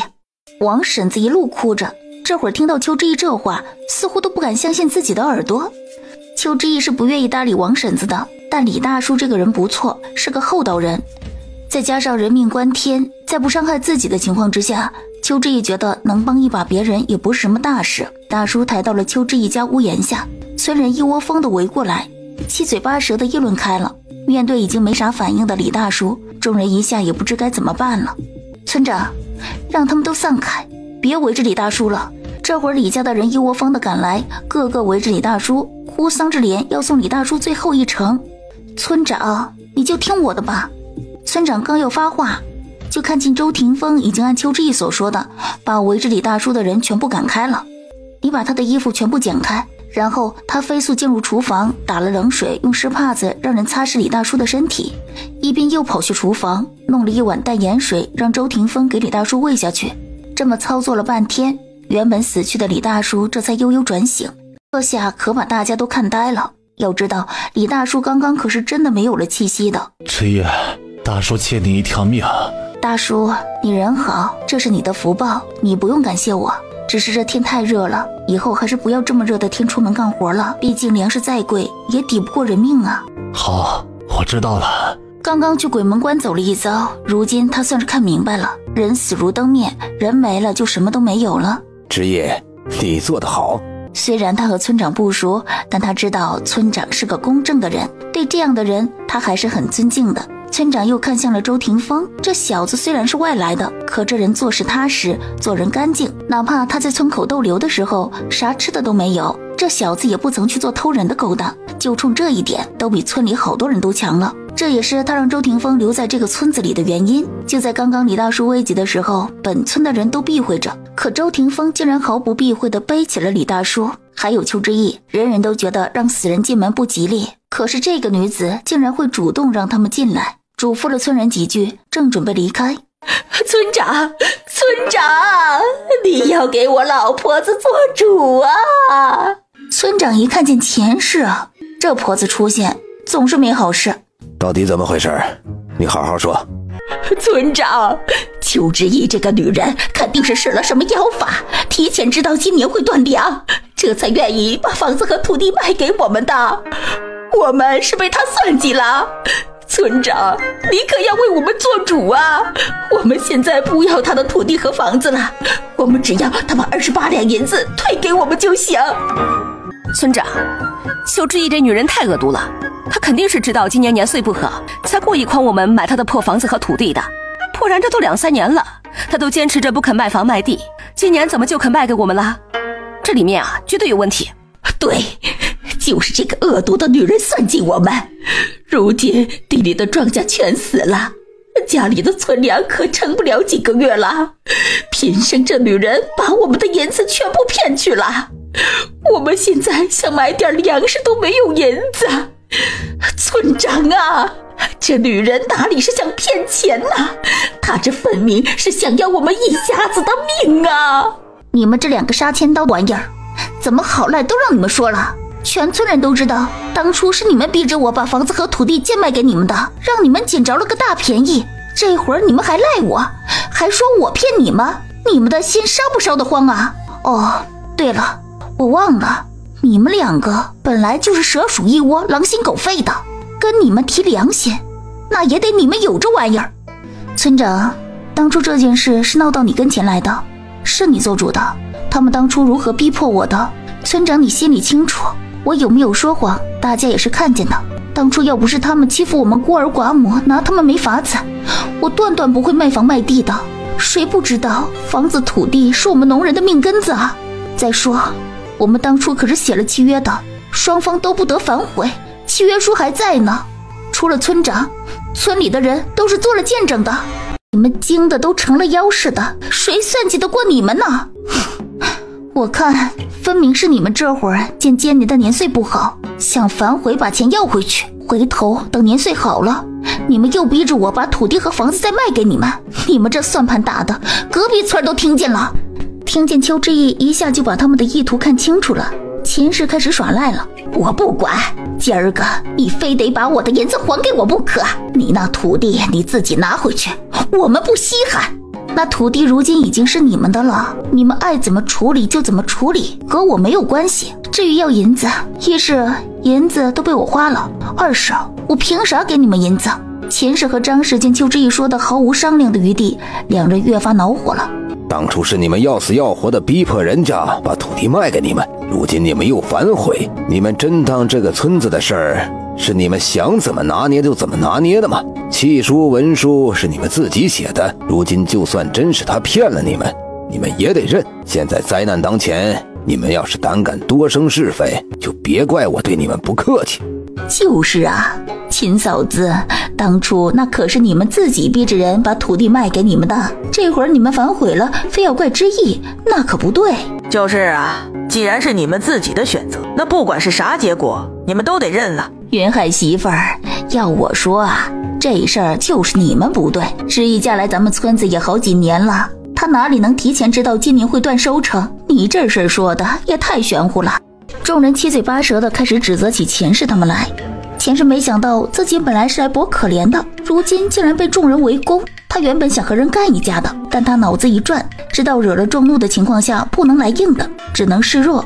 于是我也不愿意呀，可是家里除了我这个没用的老婆子外，还有2个孙子要活命啊，我们就只剩下几个月的存粮了。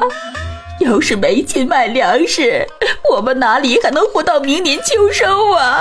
我也不是想让他全部还给我呀，我只是想让他还我一些钱，让我去买点粮食放着，这样大家都不用挨饿，都能熬到明年秋收，这不是皆大欢喜吗？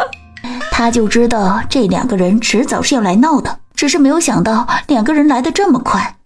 之意呀，娘不求你把钱全部还给娘，娘就求你还一部分给我，就算你还我20两银子也行啊。统共给了他28两银子，这会儿居然还想还他20两银子，简直就是在做梦。我说弟妹啊，那28两银子已经是我们全部的家当了，如今大嫂只求你还一点给我们，给我们留一条活路吧，咱们都是一家人，难不成你真的想逼死我们吗？我们你可以不管，可你那2个侄儿是无辜的，他们也是赵家的血脉呀。秦氏和张氏这么一唱一和的哭着，见此情形，刚刚还帮邱之义说话的众人这会儿脸上也露出不忍，众人一下纷纷把目光看向了邱之义。张氏见此，又大声道：“弟妹啊，再怎么说我们都是一家人。云山当初去世之前给你留了一块玉佩，你前些时日也把玉佩拿去当了，那玉佩肯定值不少钱吧？如今你手里攥了那么多钱，你就把28两银子都还给我们，也不会影响你和团团过日子的。”经过张氏这么一提醒，大家才想起邱之义卖了玉佩的事，顿时一个个都拿看富婆的眼光看着邱之义。这会儿你们跟我说是一家人，怎么以前我小宝饿得到处扯野菜吃，你们顿顿吃肉的时候，你们没想起我们是一家人？你们逼着我把房子卖给你们的时候，你们怎么不想想我们是一家人？像你们这样的家人，我可要不起。我的银子你们也别惦记了，就28两银子都被我挥霍完了。赵云山留下来的玉佩确实被我当了不假，可上次我和周大哥去城里玩，也被用得差不多了。我的钱口袋这会儿比我的脸还干净，不信你们可以来搜我的身。与其和他们争长论短的讲道理，还不如说钱都被用完了，免得被人惦记。杀秦刀的邱之义，那么多钱你怎么可能都用完了呢？我不信，肯定是你不愿意还钱给我们，才说出这样的谎话来。就是啊，我们给你们的银子就有28两，再加上云山那玉佩的银子，几十上百两银子，你咋可能都用完了？怎么就不可能？我一辈子没有见过好的，好不容易去一趟城里，当然啥都要挑好的吃好的用了。你们知道城里的东西多贵吗？住客栈1个晚上就是1两银子，去酒楼吃一顿好的就要2两银子，买一件衣服就要3两银子，就那几十两银子都还是我和周大哥省着用才勉强够用的。一旁的周霆锋听得邱之义张口就来的谎话，他嘴角不由得微微的抽搐了几下。听着邱之义报出的天价，众人傻眼了。他们早就听说城里的东西贵，但是万万没有想到竟然这么贵。狗日的邱之义，你个常富生的败家玩意儿，你把我的血汗钱还给我，还我血汗钱！虽然村长也觉得钱氏和张氏不是什么好人，但如今这一家子缺钱缺粮也是真的，本着能少一点矛盾就少一点矛盾的原则。之义，你的银子当真全部花完了？他总觉得邱之义不像这么没脑子的人。村长，你等我一下。邱之义进门一会儿就把他之前在县城里买下的衣服全部抱了出来。众人看去，只见那一堆衣服有邱之义的，有赵团团的，有周霆锋的，细细看去怎么都有10-20件。这城里的衣服就是好，你瞅瞅这丝绸的料子，这一件花了我2两银子呢。众人顿时沉默了。邱之义这个败家娘们儿真不是个东西啊。还有这一件团子的，别看这衣服料子揉在一起没多少，人家掌柜的说了，这衣服重在设计，贵在款式，就是小小的一件也要1两银子。邱寡妇，你是不是傻呀？这衣服再好看能吃饱吗？咱们这些泥腿子，只要有块布能把屁股遮住就行了，哪里还要管什么好看不好看？就你手里那件衣服，力气大点的，一只手就能把这衣服捏成一团，就这点布料，你还花了1两银子。王嫂子，我说你这就不懂时兴的东西了吧？我告诉你，就这衣服，就放在城里，都是那些公子哥穿的。公子哥穿的东西当然金贵。邱之义故意卖傻，他可不愿意让人觉得他身上有很多钱似的。邱之义这么一番卖力的表演以后，众人已经信了7-8分了。更何况邱之义确实买了这么一大堆衣服，那料子可不是他们镇上随便卖的粗布旧衣。之前张氏和钱氏还不相信邱之义会这么能造，竟然把这么多钱都造完了。这会儿他们看见这一堆衣服，他们心头顿时一凉。就真的没剩一点儿？剩一点做什么？买点肉吃它不香吗？守着那么多银子干啥？银子拿来就是用的。你们不知道我最近天天顿顿都吃肉吗？隔壁的张大嘴早就受不了邱之义家吃肉的事情了，每天深更半夜的时候就能闻到浓郁的肉香味，馋得他瞌睡都睡不着。偏巧他不愿意因为这种事情跑出来和邱之义干架，毕竟自家穷吃不起肉，和人干架底气不足，怕被人嘲笑吃不起肉。虽然他也确实吃不起，但这会儿是个机会呀。这个我可以作证啊，自打卖房卖地以后，邱寡妇天天弄肉吃，弄得到处都是猪肉味儿。我长这么大还没见过哪家深更半夜都要煮肉吃的，也不怕吃太多腻得慌。张大嘴酸溜溜地说了一堆，他他原本是想让人觉得邱之义是个败家货色，更是个贪吃的，没想到这正是邱之义要的结果。这下大家都相信他的钱全部拿去用光了吧？哼，肉可是个好东西，我就算天天吃也不会腻得慌的。大嘴嫂子你就放心好啦。他自己演个傻大个倒是演得开心，可秦氏和张氏就开心不起来了。这会儿两个人也顾不得什么形象了，就开始互相怨怼。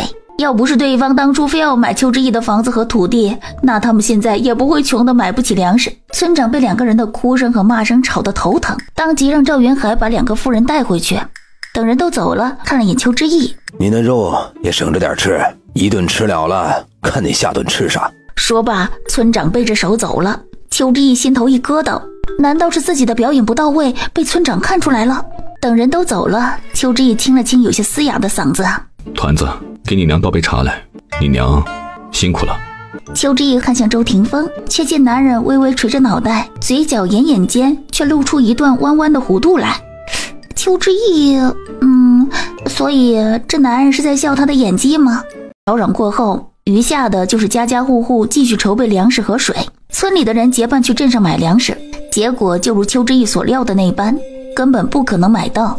买不到粮食，大家心里虽然失望，但如今家家户户手里还有余粮，怎么也没有到山穷水尽的地步，他们的心里都还存着一丝侥幸。全村去地里抢收起来的土豆还幸存了一些，于是家家户户都开始做土豆片。村里有个别人家种植的土豆面积比较广，3、2天的挖不过来，等他们挖得过来的时候，去地里一看，发现地里的土豆已经被人偷挖了。村里最近因为这场旱灾闹得是鸡飞狗跳，村长天天皱着眉头，但凡来找他断官司的，他甭管对错，先把来人骂一顿。最开始的时候，偷别人地里还没来得及挖的庄稼，最后有人开始偷别人家的牲畜了。村里天天都有人家不见东西，一时之间家家户户人人自危，个个防贼。偏巧大家也知道贼就是村里人。周大哥，今天怎么回事啊？怎么还有大人的哭声？村里那口百年老井彻底没水了，村里人不愿意相信，又拿锄头把泉眼挖出来一截，可是还是没有水流出来，这村里已经没有活水了。听到这话，邱之义脚步一僵。他原本预料的是2个月左右大家才会选择南上逃荒，可如今这水竟然干涸得这么早。不过因为之前缺水了这么长一段时间，大家这些时日虽然排着耗接水，但家家户户都知道存一些水。村长又把全村人召集在一起商讨办法。天老爷这么作践我们，难道是要让我们离开我们的家，去其他地方谋生吗？对呀，村长，我们这里活不了人，但是我们可以搬走啊，搬到有水的地方去，这样一来咱们就不用担心被渴死了。是啊，只要找到一片有水的地方，咱们大不了重新安顿下来就行，没必要非要守着这块破地方不可呀。你个狗杂碎，这片土地生你养你，你还嫌弃这地方是破的？没有这破地方，哪里有你？我们村子世世代代都在这里，你们要让我们搬到哪里去？别人的地方再好，也是别人的家，和我们有啥关系？我这把年纪了，打死我也不会离开这里。搬迁，你们自个儿想清楚，能往哪里搬呢？搬到别处就比在这里好吗？你们谁敢保证啊？搬迁的话题刚刚被引出来，就引得一派争吵。愿意搬走的多数都是一些年轻人，不想搬走的基本上都是上了年纪的人，大家各执己见，互不相让。村长眯了眯眼，突然看向周霆锋。霆锋，你怎么看？周霆锋被点名，别说其他人，就是周霆锋自己都没有想到。要知道，他对于如意村来说就是一个外乡人。见周霆锋面上露出为难之色，村长道：有话尽管说，不要有顾忌。逃荒不一定能活，但不逃一定会死。他言简意赅，说完了以后，顾不得立马摘开锅的村人径直闭嘴不言。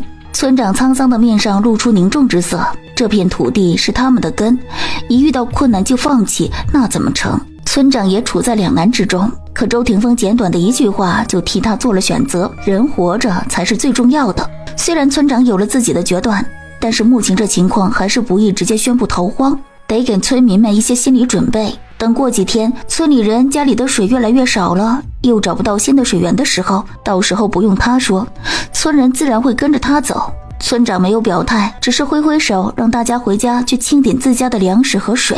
虽然村里有一部分人接受不了举家搬迁，但他们又都知道，如果真的没有水了，这就是他们唯一的选择了。年长的还在坚决发声，他们绝对不会逃荒的。年轻的则是我今天回去就收拾行囊。邱志毅寻思着，既然都断水了，要逃荒应该也就是这几天的事了。他得好好寻思回去还能做些什么准备。反正现在外面的东西是买不到了，只能用之前买好的东西再做些准备。回到家中，邱志毅决定把之前买好的面粉拿一些出来做成馒头、包子、馍馍之类的。这样一来，到时候在路上的时候就能省下好多功夫。说干就干，当即就开始发面粉。周霆锋见他一下子发了这么多面粉，他疑惑地看了眼邱之义，正要开口，邱之义却像是早就知道他要问什么似的。别问，来帮忙听火就行。周霆锋点点头，当真不问。天色渐渐地暗了下来，原本火辣的天气才稍微好了一点。他揉面团都热，可想而知这会儿坐在灶孔旁烧火的周霆锋了。赵团团在堂屋打了一套拳以后，邱之义便让他停下来休息会儿，没多久便整出了好几笼馒头。他招呼赵团团过来吃一个，赵团团没应声，才发现赵团团在堂屋的椅子上睡着了。邱之义正准备洗了手去抱赵团团，周霆锋一下就站了起来。我去。等周霆锋把赵团团抱进房间以后，邱之义才指了指搁在一旁的馒头，对周霆锋尝尝，看看好不好吃。好吃。你都没吃啊！周霆锋看向他，昏黄的灯光下，那娇俏妩媚的脸庞带着温和的笑意，眉眼弯弯的，十分好看。不吃也知道很好吃。那你怕是饿了，算是饥不择食了。蒸了几笼馒头以后，邱之义又开始蒸包子。包子是菜的，之前挖回来的土豆之类的被他用来做馅了。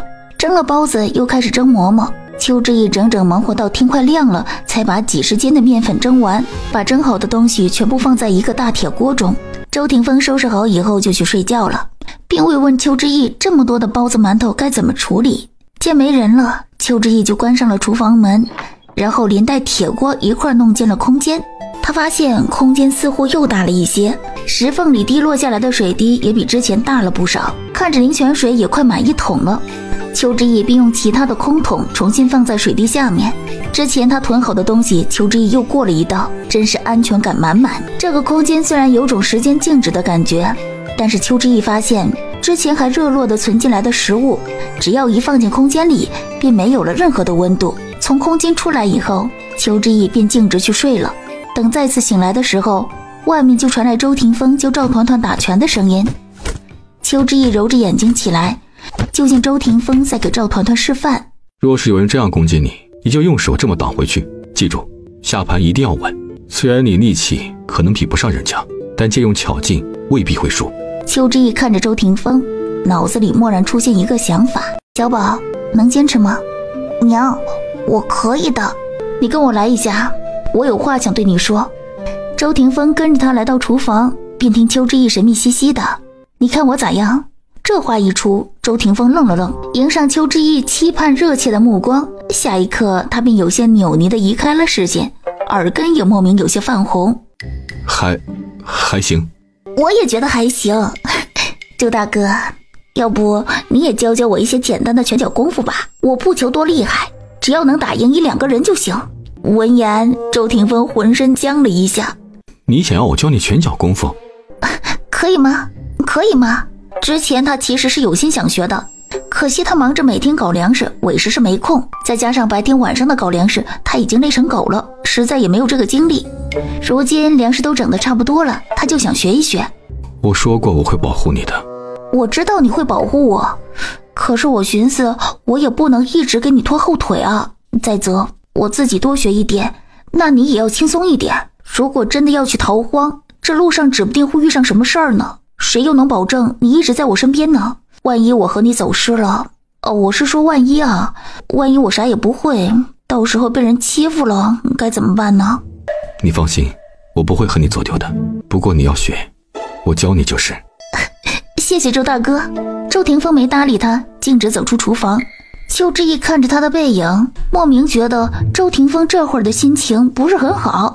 不过既然周霆锋答应教他了，那必然是会说到做到的。邱之义跟着走出来，然后很自觉地走在赵团团身边，和赵团团一样开始蹲下扎马步练下盘。娘，你这是干啥？你也要学功夫吗？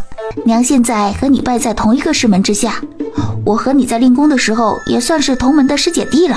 赵团团难得一回无语地看着他娘。邱之一抬头就看见周霆锋用莫名其妙的眼神看着他。周大哥怎么了？让团的扎马步是因为他还小，根骨未定，以后想要学到真本事只能把底子打好，我才让他扎马步。你如今都是20出头的人了，根骨早已固定，所以你扎马步是为了……邱之一大窘，哦，原来他根本不用蹲马步啊。见邱之一闹了个大红脸，周霆锋的心情似乎好了那么一丢丢。想学什么样的功夫？我就是想学那种别人来抢我东西的时候，我要怎么快速的打赢人家。别人抢你？上次我从揭秘上回来的时候，就看见有人在抢夺别人的粮食。我寻思我们村子的人要是去逃荒了，难免不会遇上这样的事，所以想你教一教我。没想到这个女人她竟然已经想得那么长远了。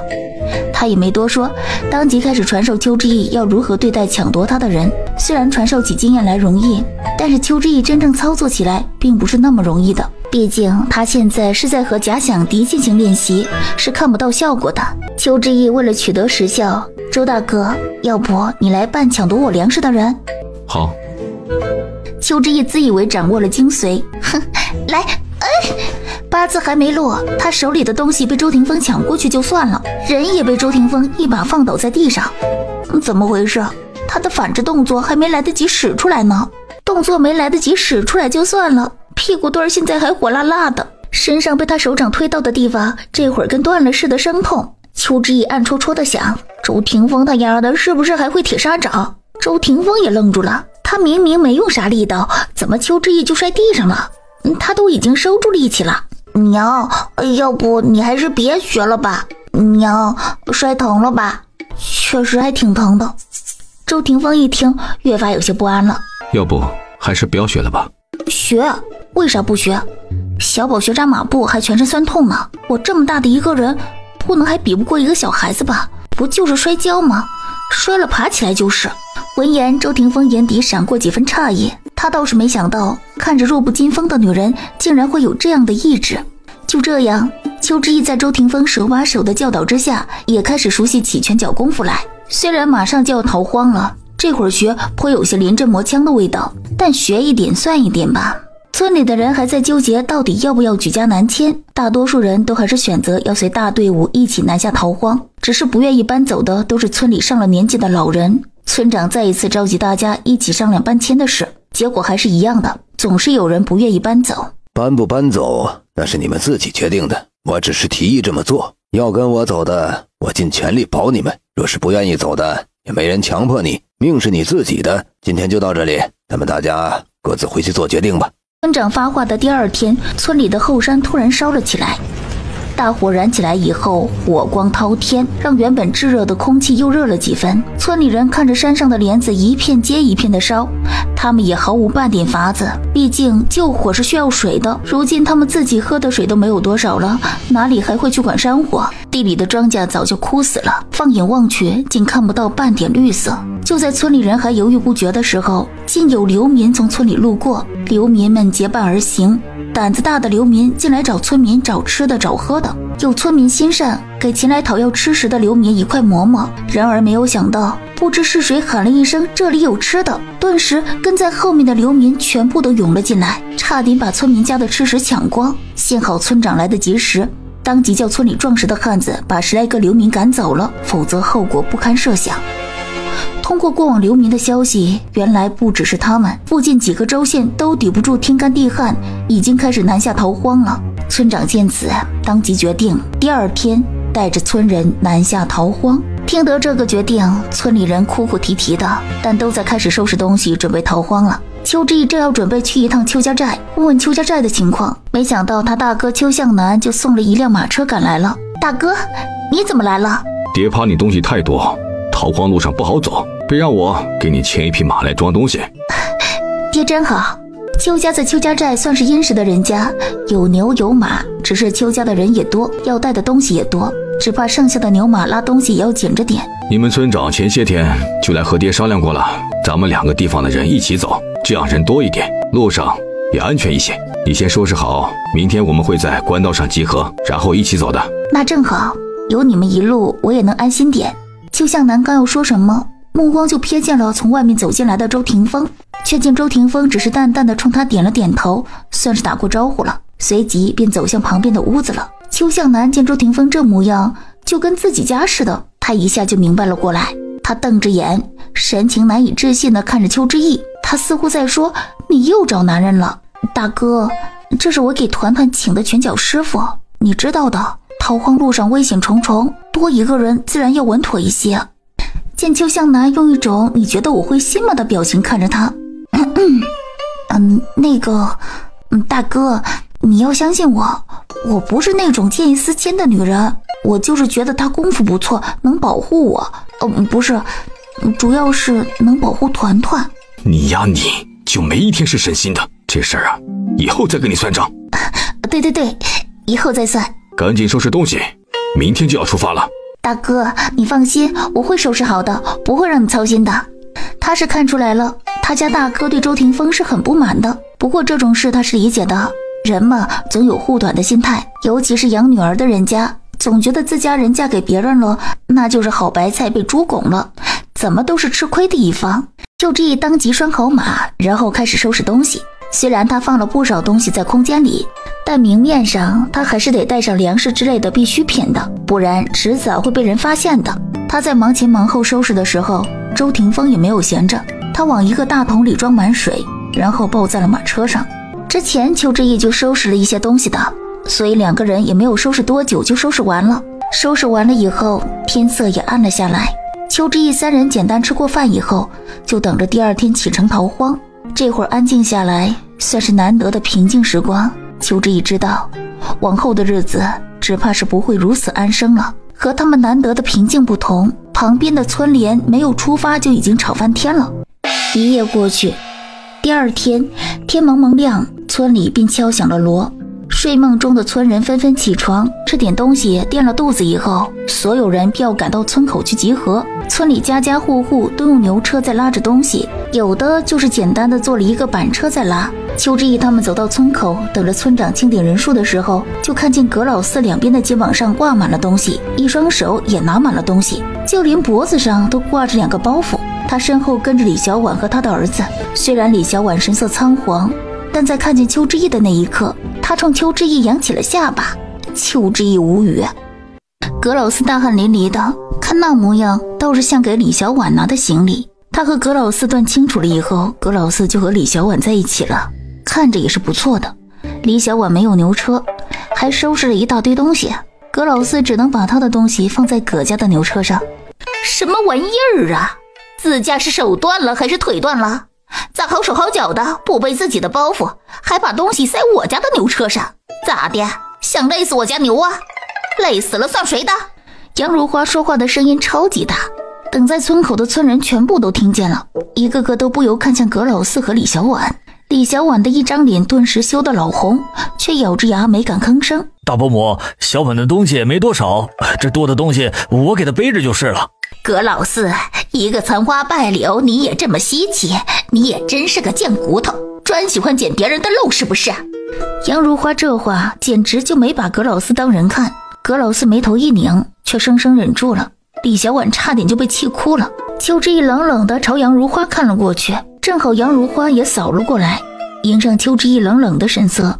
好久没跟邱寡妇干架了，怎么觉得邱寡妇的眼神越发的凌厉了？哦，对了，刚刚骂葛老四贱骨头，专喜欢捡别人漏的时候，似乎是一炮双响，直接得罪了村里的2个寡妇。正在这时，黄母拄着拐杖一瘸一拐的来了，他的手拐处还提着一个包袱，他的身后是拉着一牛车东西的黄明光。大娘，我来拿。不打紧，大娘自己拿，大娘还提得动，比带着团子比我们还累些。娘，给我吧，这行囊不重的，里面都是装的水囊，一路上喝着就空了。大娘，你就听黄大哥的吧。见此，黄母不再推辞，村里人已经全部在村口集结完毕。哭啥子哭？等天灾过了，大不了我们再回来。树挪死，人挪活，你们看看你们的水桶，我们总不能坐着等死吧？都别哭了，既然打定主意要逃荒，就要打起精神，这接下来的路可不好走。村长的话刚刚落地，邱家寨的人在邱正生的带领下也赶到了村口。娘，外祖父他们来了，等晚些时候我们安顿下来，娘再带你去找你舅舅他们。哦。村长和邱正生商量好以后，邱家的人走在前头，他们村的人走在后头，两方的人中间隔着20-30米的距离，这个距离也算是最好的距离。两方的人马若是需要帮助，也能互相搭把手。邱家的人在如意村里找到了邱之义3人的身影，这才放心地走在了前头。虽然是一家人，但眼下不是说话的时候，只要邱之义在，他们就放心了。一走便是1个多时辰，太阳已经出来了。纵然不是最火辣的时候，可依旧很晒人。村里有人忍不住开始拿出水囊咕噜咕噜地喝了，一有人带头，村里的其他人也纷纷效仿，毕竟是真的渴呀，太阳又大，汗水就多，人就口干舌燥。走在前头的村长看见村里人纷纷拿出水囊喝水，这才走多久啊，喝水就这么忙。邱之义早就想喝水了，这会儿趁着村人喝水的档口，当下便把水囊拿了出来。他和周霆锋以及赵团团一人1个。我说这才走几步啊就开始喝水了，一个个的还不省着喝，要是赶几天的路，到时候找不着水源蓄水，你们就掂量掂量，自家水桶里的水能支撑几天吧。听到村长这么一说，大家都赶忙把水囊从嘴里拿了出来。又走了大半个时辰，日头越发的毒了，村人背东西的背东西，背小孩的背小孩，这会儿众人已经是又热又累又渴了。村里的小孩们已经开始哭喊了起来，可是并没有人安抚他们，反而换来大人们一顿的吼骂，有的甚至还被当父母的扇了几巴掌。村长，我们找个地方歇一歇吧，再这么走下去，就算我们能受得住，这老人小孩也受不住啊。村长看着全村老小，面露不忍，可是他抬眼朝前面看去，见邱家寨的人根本就没停下来。大家再坚持一下，前面有躲阴的地方，等再翻过这个山头，我们就在前面林子里歇凉。众人一听，只得皱着脸继续朝前走。受得住吗？没事，我还能坚持。村里小孩的哭声一声接着一声，甚是嘈杂。有妇人耐心地哄了2句以后还没效果，一旁的男人就鼓着眼睛吼道：再哭老子弄死你！有几个小孩一下就不敢哭了，大人都如此难受，更何况是几岁的小孩子。终于他们一行人到了一处树林底下，前面的邱家寨人已经歇下来了，村长立马让人也跟着歇下来。邱之义寻了块干净的石块坐下来，3人喝了水以后，邱之义赶忙把早上放在包袱里的干粮拿了出来。他没敢拿肉饼，只拿了馒头给2个人。虽然他做了肉饼，但他只能在晚上拿出来，还得让2人偷偷的吃，免得引人眼红。村里人也差不多吃的这些东西多是馒头馍馍之类的，毕竟知道是逃荒，头2天的干粮他们都是提前做好的。吃了东西喝了水以后，大家也顾不得脏不脏的问题了，男人们直接往地上一躺就开始休息。女人们开始的时候多少还有些坚持，毕竟一个女人就这么躺下休息实在是有伤风化，有的女人干脆跑到树底下靠着树闭目休息，只是到底还是不如躺着休息的舒服。邱之义也准备去找一个树桩靠一靠，没想到周霆锋已经把马车里的东西拿了一些下来，然后示意邱之义母子上车休息。邱之义点点头，当即抱起赵团团便钻进了马车。也亏得周霆锋有心，不然这些东西搬上搬下的确实不大好找，在外比不得家中。不过幸好是在树林中纳凉，偶尔有风吹过，他们休息的也好一些。邱之义没睡多久就醒来了，毕竟外面人多，少不得有声音。只是他醒来不是被吵醒的，而是人有3急。你做什么去？有点小事。你莫要担心，之意他就是去方便一下。这话一出，周霆锋的脸色微微有些不自在，随即便什么都没说，把脸偏向一边，不去看邱之义方便的方向。等邱之义回来后，便见周霆锋舀了一些水在喂马，还从旁边的荆棘丛中割了些干草在喂。而躺地上的村人都坐了起来，休息了1个时辰了。村长让大家准备准备，又要上路了。见邱家寨的人起身了，他们村也跟着赶路。黄母拿着拐杖，勉强能跟得上队伍。邱之义走在他身边，看见不好走的路的时候，他便帮着扶一把。接下来的路程大家就好受多了，毕竟随着时间的流逝，天上的太阳也越来越弱，大家越走越凉快，心情也没有那么焦灼了。连小孩子们都没有哭了，只是还没有到天黑，队伍便停下来了。因为大家要在路上过夜，自然要提前搭进睡觉的棚子。又是第一天出发，大家还不大熟悉这逃荒的过程，只能提前花些时间。一听见歇下来了，小孩子们终于欢声叫了起来，就连大人们都不由松了一口气。今天第一天出发，带的东西实在是太多了，不止驮东西的牲畜累，他们背人背物也累。村人坐下来，等脸上的汗水吹干了，并各自开始忙活了。男人们负责搭建棚子，女人们则开始生火做饭。秋之义见此，也开始拿出锅碗瓢盆做饭，都不是什么复杂的菜，简单的在锅里铲几下便能吃了。三人一人一碗，周霆锋的碗是最大的，毕竟他是壮劳力，体力消耗快，多吃一些正常。哎呀呀，咱们的知意妹子还真是顾男人，瞧瞧，人周霆锋吃的碗都是最大的那一个。不过霆锋兄弟长得确实是耐看，难怪知意妹子宁愿把云山兄弟留给他的玉佩拿去当了，都要让霆锋兄弟吃好穿好。知意和霆锋还真是夫妻情深呐。秋之义知道，虽然现在才刚开始逃荒，大家还做出和村里的时候一般模样，还没丢掉人性，若顾及着面子，做事说话还有计较，但随着后面日子越来越难，人性什么的早就抛得远远的，到时候谁最弱谁先死。一开始有人跳出来像村里那般要欺负他的时候，秋之义就知道这点就不能惯着。王翠花，有本事把你刚才的话再说一遍，看老娘不撕碎你这张开口就喷粪的狗嘴！你说那么大声做什么？我耳朵又不聋，听得见。那我问你，我说的哪句话不对？我说的本来就是事实啊！秋之义二话不说，径直冲过去。王翠花愣住了，都忘了喊痛了。等他反应过来要和秋之义揪在一起打的时候，他已经被旁边的人拉住了。你说我为啥要让周大哥吃大碗，而我和团团吃小碗？这种问题你还不清楚，你非要往扯是非的话上绕。我问你，周大哥不多吃点，你他妈的帮我拉马车背东西啊？你但凡能办到，我秋之义也给你吃最大碗。邱寡妇啥时候变得这么凶了？以前虽然也不是那么好欺负，但也没见她这么凶过啊。随即他们目光一转，都明白了。众人看邱之义的目光都变了，这邱之义已经不好欺负了。王翠花还想像村里那般，打不赢也得耍泼，要点面子回来。再闹，一家子都回村去。这话可把王翠花给射住了。村里如今荒无一人，别说活命，就是回去住一宿，跟住在鬼村似的，想着都瘆人的很。王翠花立马不敢闹了，她家里的男人也摆着脸色骂她。邱之义收拾了王翠花，当即坐回自己的位置上。小宝别怕，娘就是对坏人才这么凶的，赶紧安慰一下，挽回一下自己慈母的形象，免得给小朋友留下心理阴影。娘，你可真会骂，你骂人的样子可真是好看，是不是啊，周叔？邱之义，听我说，谢谢你。是，挺好看的。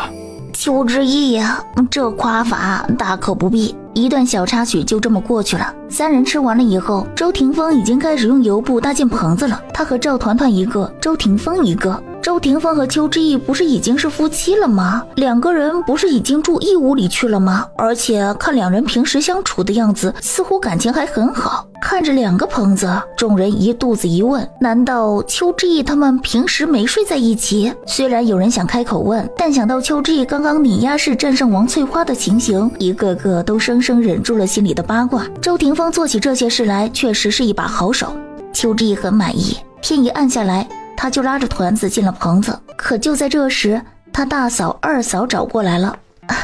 你们怎么过来了？二嫂还好，大嫂你那几个皮猴子不看着点儿，你也不怕惹事？不怕，你大哥在，他们掀不起风浪。我来是有话要跟你说的。两位嫂子有啥话你们就直说，都是一家人，客套的话就省了。之意是爹娘让我们来，是要告诉你，我们没喊你来跟我们一起，不是因为怕你连累我们。邱之义还以为他要说的是啥事，原来是这事。我知道。爹觉得我们2个村寨的人本来就是一起走的，没必要非要把你喊到邱家寨里面和我们一起走。说是有点啥事儿，也不会影响我们相互帮衬。说是把你喊到我们寨子里一起走，爹觉得一是会伤了村长的面子，二是你知道的，邱家寨都是本地人，谁还没几房亲戚呢？说是人人都跑来让邱家寨庇护，邱家寨也庇护不过来呀。爹说了，反正是一家人，有啥事儿直接说开，这样大家心里也敞亮些。在这个时代，任谁也违背不了嫁出去的姑娘就是泼出去的水的这回事。邱志毅就算要过去和邱家寨的人一起走，至少也不是现在，怎么都要等一段时间再过去。邱志毅哪里会不知道2个嫂子的意思，他原本也知道是这么回事，所以并没有打算去做什么让家里为难的事。志毅啊，你可不许生气，你大哥二哥说了对了，还有4弟，老是喜欢把他给搞忘。他们都说了，虽然我们隔得不远，但是谁要是欺负你，他们立马就会站过来的。我还以为是什么事呢，你们放心吧，我早就算到了，就算爹娘让我过去，若非紧急情况，我也不会过去的。咱们邱家寨的人都知道，爹这个寨主对寨子里的人好，这种时候想混进寨子里寻求庇护的人自然是多，我不能去让爹左右为难。2个嫂子放心吧，我不生气。见邱志毅真的没有半点生气的样子，2人这才放心下来。志毅呀，我听你大哥说，你又给咱们邱家寻了一个姑爷，就是他呀？是寻了那么一个。挺好的，我看他长得高大，肩宽腰细，骨肉结实，是个能耐的。咱们女人呐，不就是图有个男人为我们遮风挡雨吗？这男人他当我们姑爷，我第一个同意，我第2个支持。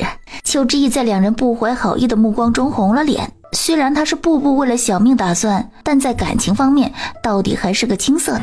几人说话的声音虽然刻意压低了，但他们2个帐篷是连在一起的，只怕3个人的对话周霆锋全部听见了。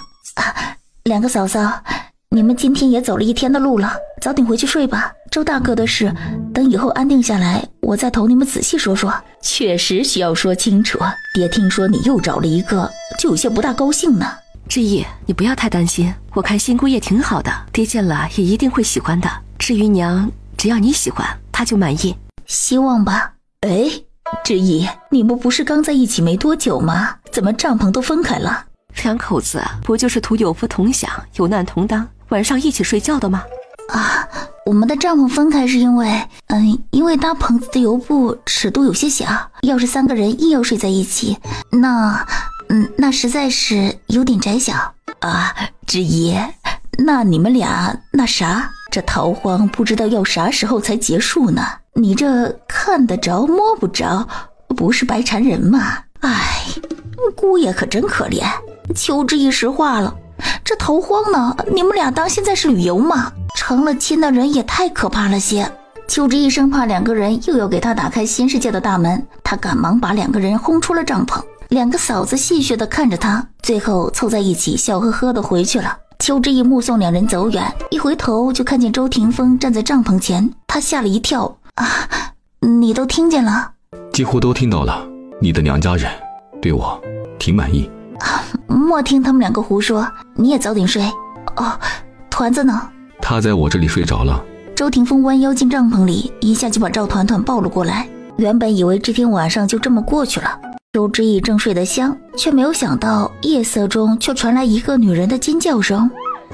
别说，这荒郊野岭的还挺吓人的。村里人如临大敌，纷纷钻出棚子，这一看才发现是李小婉衣衫凌乱地站在自己的棚子外面。蛇，有蛇！蛇！我睡得迷迷糊糊的，就感觉有什么凉凉的东西往我衣服里面钻，我摸了一下，才发现是蛇。他儿子也被吓得半死，村里人一听是蛇，顿时就松了一口气。他们都是庄稼人，平时下地挖土的，谁还没碰上几条蛇？就李小婉这寡妇，平时勾三搭四的，不走正经路子，也很少下地干活，才会这么怕蛇。李小婉，你叫啥叫呀？知道的说你是遇上蛇了，不知道的还以为哪个男人钻了你的棚子了。哦，对了，要是男人钻了你的棚子，说不定还不会叫得这么大声呢。说话的人一语双关，村里人都不由发出一阵笑声。李小婉一张小脸气得红红的，葛老四钻进他的棚子里，把那蛇揪出来，当场用石头砸死了。嘿嘿，你要是怕蛇，怎么不叫葛老四和你睡一个棚子？反正你们俩是迟早的事了，早一天晚一天睡在一起有什么相干呢？他倒是想，只不过葛老四不肯罢了。李小婉想到这里，顿时越发气了几分。葛老四这怕不是还在为邱之意守身如玉吧？想到这里，李小婉干脆一把挽住葛老四的手，硬是把他拖进了自己的棚子。葛老四梗着脖子叫嚷着让李小婉放开，他的目光下意识朝邱之意所在的棚子看过去，却见邱之意已经又倒回去睡觉了，丝毫没半点的关心。葛老四只觉得心口凉凉的，干脆也就不挣扎了，任由李小婉拉着他躺下了。而邱之意这边也多了个心眼，往旁边仔细的翻了一下，没有看到有什么虫子毒物之类的，反而看到了他的棚子内撒了一圈避虫子的药粉。别说周霆锋这人还挺细致。第二天天还没亮，村长就敲锣打鼓的让人起床，妇人们则忙着做饭吃。邱之意就把之前蒸好的馒头拿出来，并没有再热，反正天气这么热，吃冷馒头也不会有啥。趁着天还没亮透，邱之意拿出3个肉饼，一个偷摸的扔进了周霆锋的帐篷，另外2个趁着还没拆帐篷，两人一人一个解决了。以后咱们吃带油荤的东西可别让人看见了，咱们都在帐篷里或者马车里吃，当然你也不能告诉其他人咱们平时吃的啥，要是有人问起，你就说吃的馒头就行。哦，娘，我知道了。他开始收拾东西，周霆锋就忙着把帐篷拆了，装车上路。大家收拾好以后，又忙忙碌碌的上路了。顶着炙热的太阳，人群没有人说话。这是逃荒的第2天，大家的精神总体还是不错的。如此又走了2个时辰，村长见众人的步子越来越慢了，在家旁边正好是一片阴凉地。村长派人前去通知了邱家寨的人一声，大家便停了下来。男人们正准备歇息一下，做饭什么的都是女人的事情，他们并不打算相帮。可就在这时，村长当即召集每家的当家男人聚在了一起。村长，有事啊？没事儿，我们就去休息了。哎呀，这天太热了，正好可以睡一觉。大的，你当你是出来游山玩水的吗？老子告诉你，别忘了你是来逃荒的，是来逃命的，你还有心情睡觉？亏得你小子心大，你还睡得着？你自己去看看，家里带来的水还够用多久？要是接下来找不到水的话，要如何处理啊？这些事儿你想过没有？竟然睡得着？被村长这么一提醒，刚刚还嘻嘻哈哈的人群一下就静默了下来。村长，那我们该怎么办？你有什么安排就尽管说，我们大伙都听你的。这会儿家里的女人做饭，你们就不知道去四周看看，看看还有没有什么地方有水源的，大小不论，有多少算多少，拿东西装回来，有水才不会渴死人呢。村长，这地方离我们村子也不远，才1天的脚程，我们那里都干旱成什么样了？我看这里也差不多，估计水源啊都断干净了的，我们去找多半也是白找。是啊，看这天气，多半都是空跑一趟。有可能找不到，你们就直接不去了呀？大大还想清亮干净的水自己跑你们的桶里来呀？想的倒是挺美，老子就想问一问，你们觉得可能不？老子告诉你们，只要有一丝希望，都给我出去找水，每天都要去，都给我打起精神，不然这世间最后留给你们的一滴水，就是你们的泪水。坐吃山空你们不慌，老子都替你们慌。男人们纷纷拿起水桶水盆，准备去四周看看。周霆锋也拿起了水桶，准备跟着大部队一起去找水。邱之意想说，这附近怎么可能会有水？要是有水，这地方的人也不会全部搬走了。不过周霆锋既然要去，他也没有打算阻拦他，只让他早些回来，莫要错过了和村人一起赶路的时辰。1个多时辰过去了，去找水的村人陆陆续续的回来，但一个个都垂头丧气的，手里拿的水桶水盆也是空的。找到水了！这话一出，全村人顿时沸腾了，当下一个个都抄起了自己的锅碗瓢盆，欢呼雀跃的准备去接水。当真找到水了？那找到了，就是我用水囊接了1个多时辰，才把水囊接满。村长脸上的笑容僵住了，村人面上直接没了笑容。水源多大？在一条干枯的小河沟旁，有一方石缝在滴水，我就是在那里滴的。虽然听青年说水都是滴的，但村里还是有人拿了水囊去接水，其余人则没有了那个心思。邱之意万万没有想到，周霆锋竟然也带了一水囊水回来。你去哪儿找的水？就是在一处山脚发现的，只是水质很黄，需得静放一段时间才能用。周大哥，你厉害啊！周霆锋也不知道咋了，总觉得心里有一些莫名的高兴。运气好。邱志毅微微一笑，却不点穿。这运气在一点，可聪明也是在一点的。他就这么夸了一句，周霆锋竟然微微红了耳根。邱志毅把饭菜做好以后，3人开始吃饭。就这样一连走了5天，每天都是烈日当空。在出发的第6天，他们已经在路上遇到很多一同南下逃荒的各地流民。通过流民的嘴巴，他们才知道，不止他们附近的郡县遭遇了多年不遇的大旱，就是其他地方也出现了大批量南下逃荒的难民。可惜这些流民并不是像他们这样整个村子一起出动的，而是单独出行的。看着他们身上所剩无几、双眼无神的惨淡样子，村里人不由得庆幸他们是整个村一起走的，这样就能相互有个照应。在前一天的时候，村里人亲眼看见一个10来人的团伙毫不客气地抢了3个结伴而行的难民。这一次如意村的人终于体会到了集体带来的力量，也庆幸当初他们听了村长的话。只是很不幸的是，听说因为这场旱灾，整个东越国陷入了混乱，朝廷已经没有办法像以前那样拨赈灾粮食给他们了。除了粮食无望，还有大旱之后的蝗灾，那简直更可怕。蝗虫过境，真是万物不存。这么一来，逃荒的人更多。随着村里人看的事情越来越多，村长当即把村里青壮年劳力全部都召集在一起，然后商量着每天晚上大家换班轮班的情况。毕竟如今路上流民越来越多了，虽然他们人多势众，但饥饿之下，谁知道这些人能干出什么事来。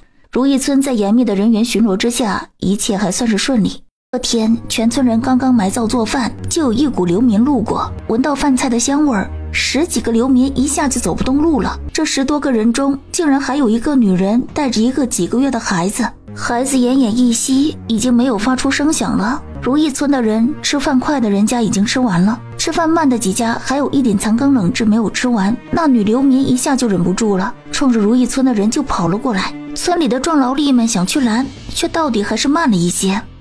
求求给我一点水喝，给我一点粮食吃，只要有吃的，什么都成，什么都成。被抱住的女人一声尖叫，众人看去才发现妇人抱的人正是李小婉。你快放开我，你放开我，求求你给我一点东西吃吧，我不想我的孩子饿死渴死，只要一点点他就还能活，求你了。讨饭的妇人实在是太可怜了，那卑微至极的模样简直让人太过不忍。我家里的不多，只有1小碗饭了。够了够了，我们只要一点点。村里原本值班轮守的人竟也心软了，任由李小婉发善心。可就在他把饭碗递给妇人的时候，旁边后在不远处的几个剩下的流民顿时一窝蜂地涌了过来，差点没把李小婉当场吓走。因为李小婉对第1个人发了善心，那么第2个、第3个、第4个全部都会跟着来的。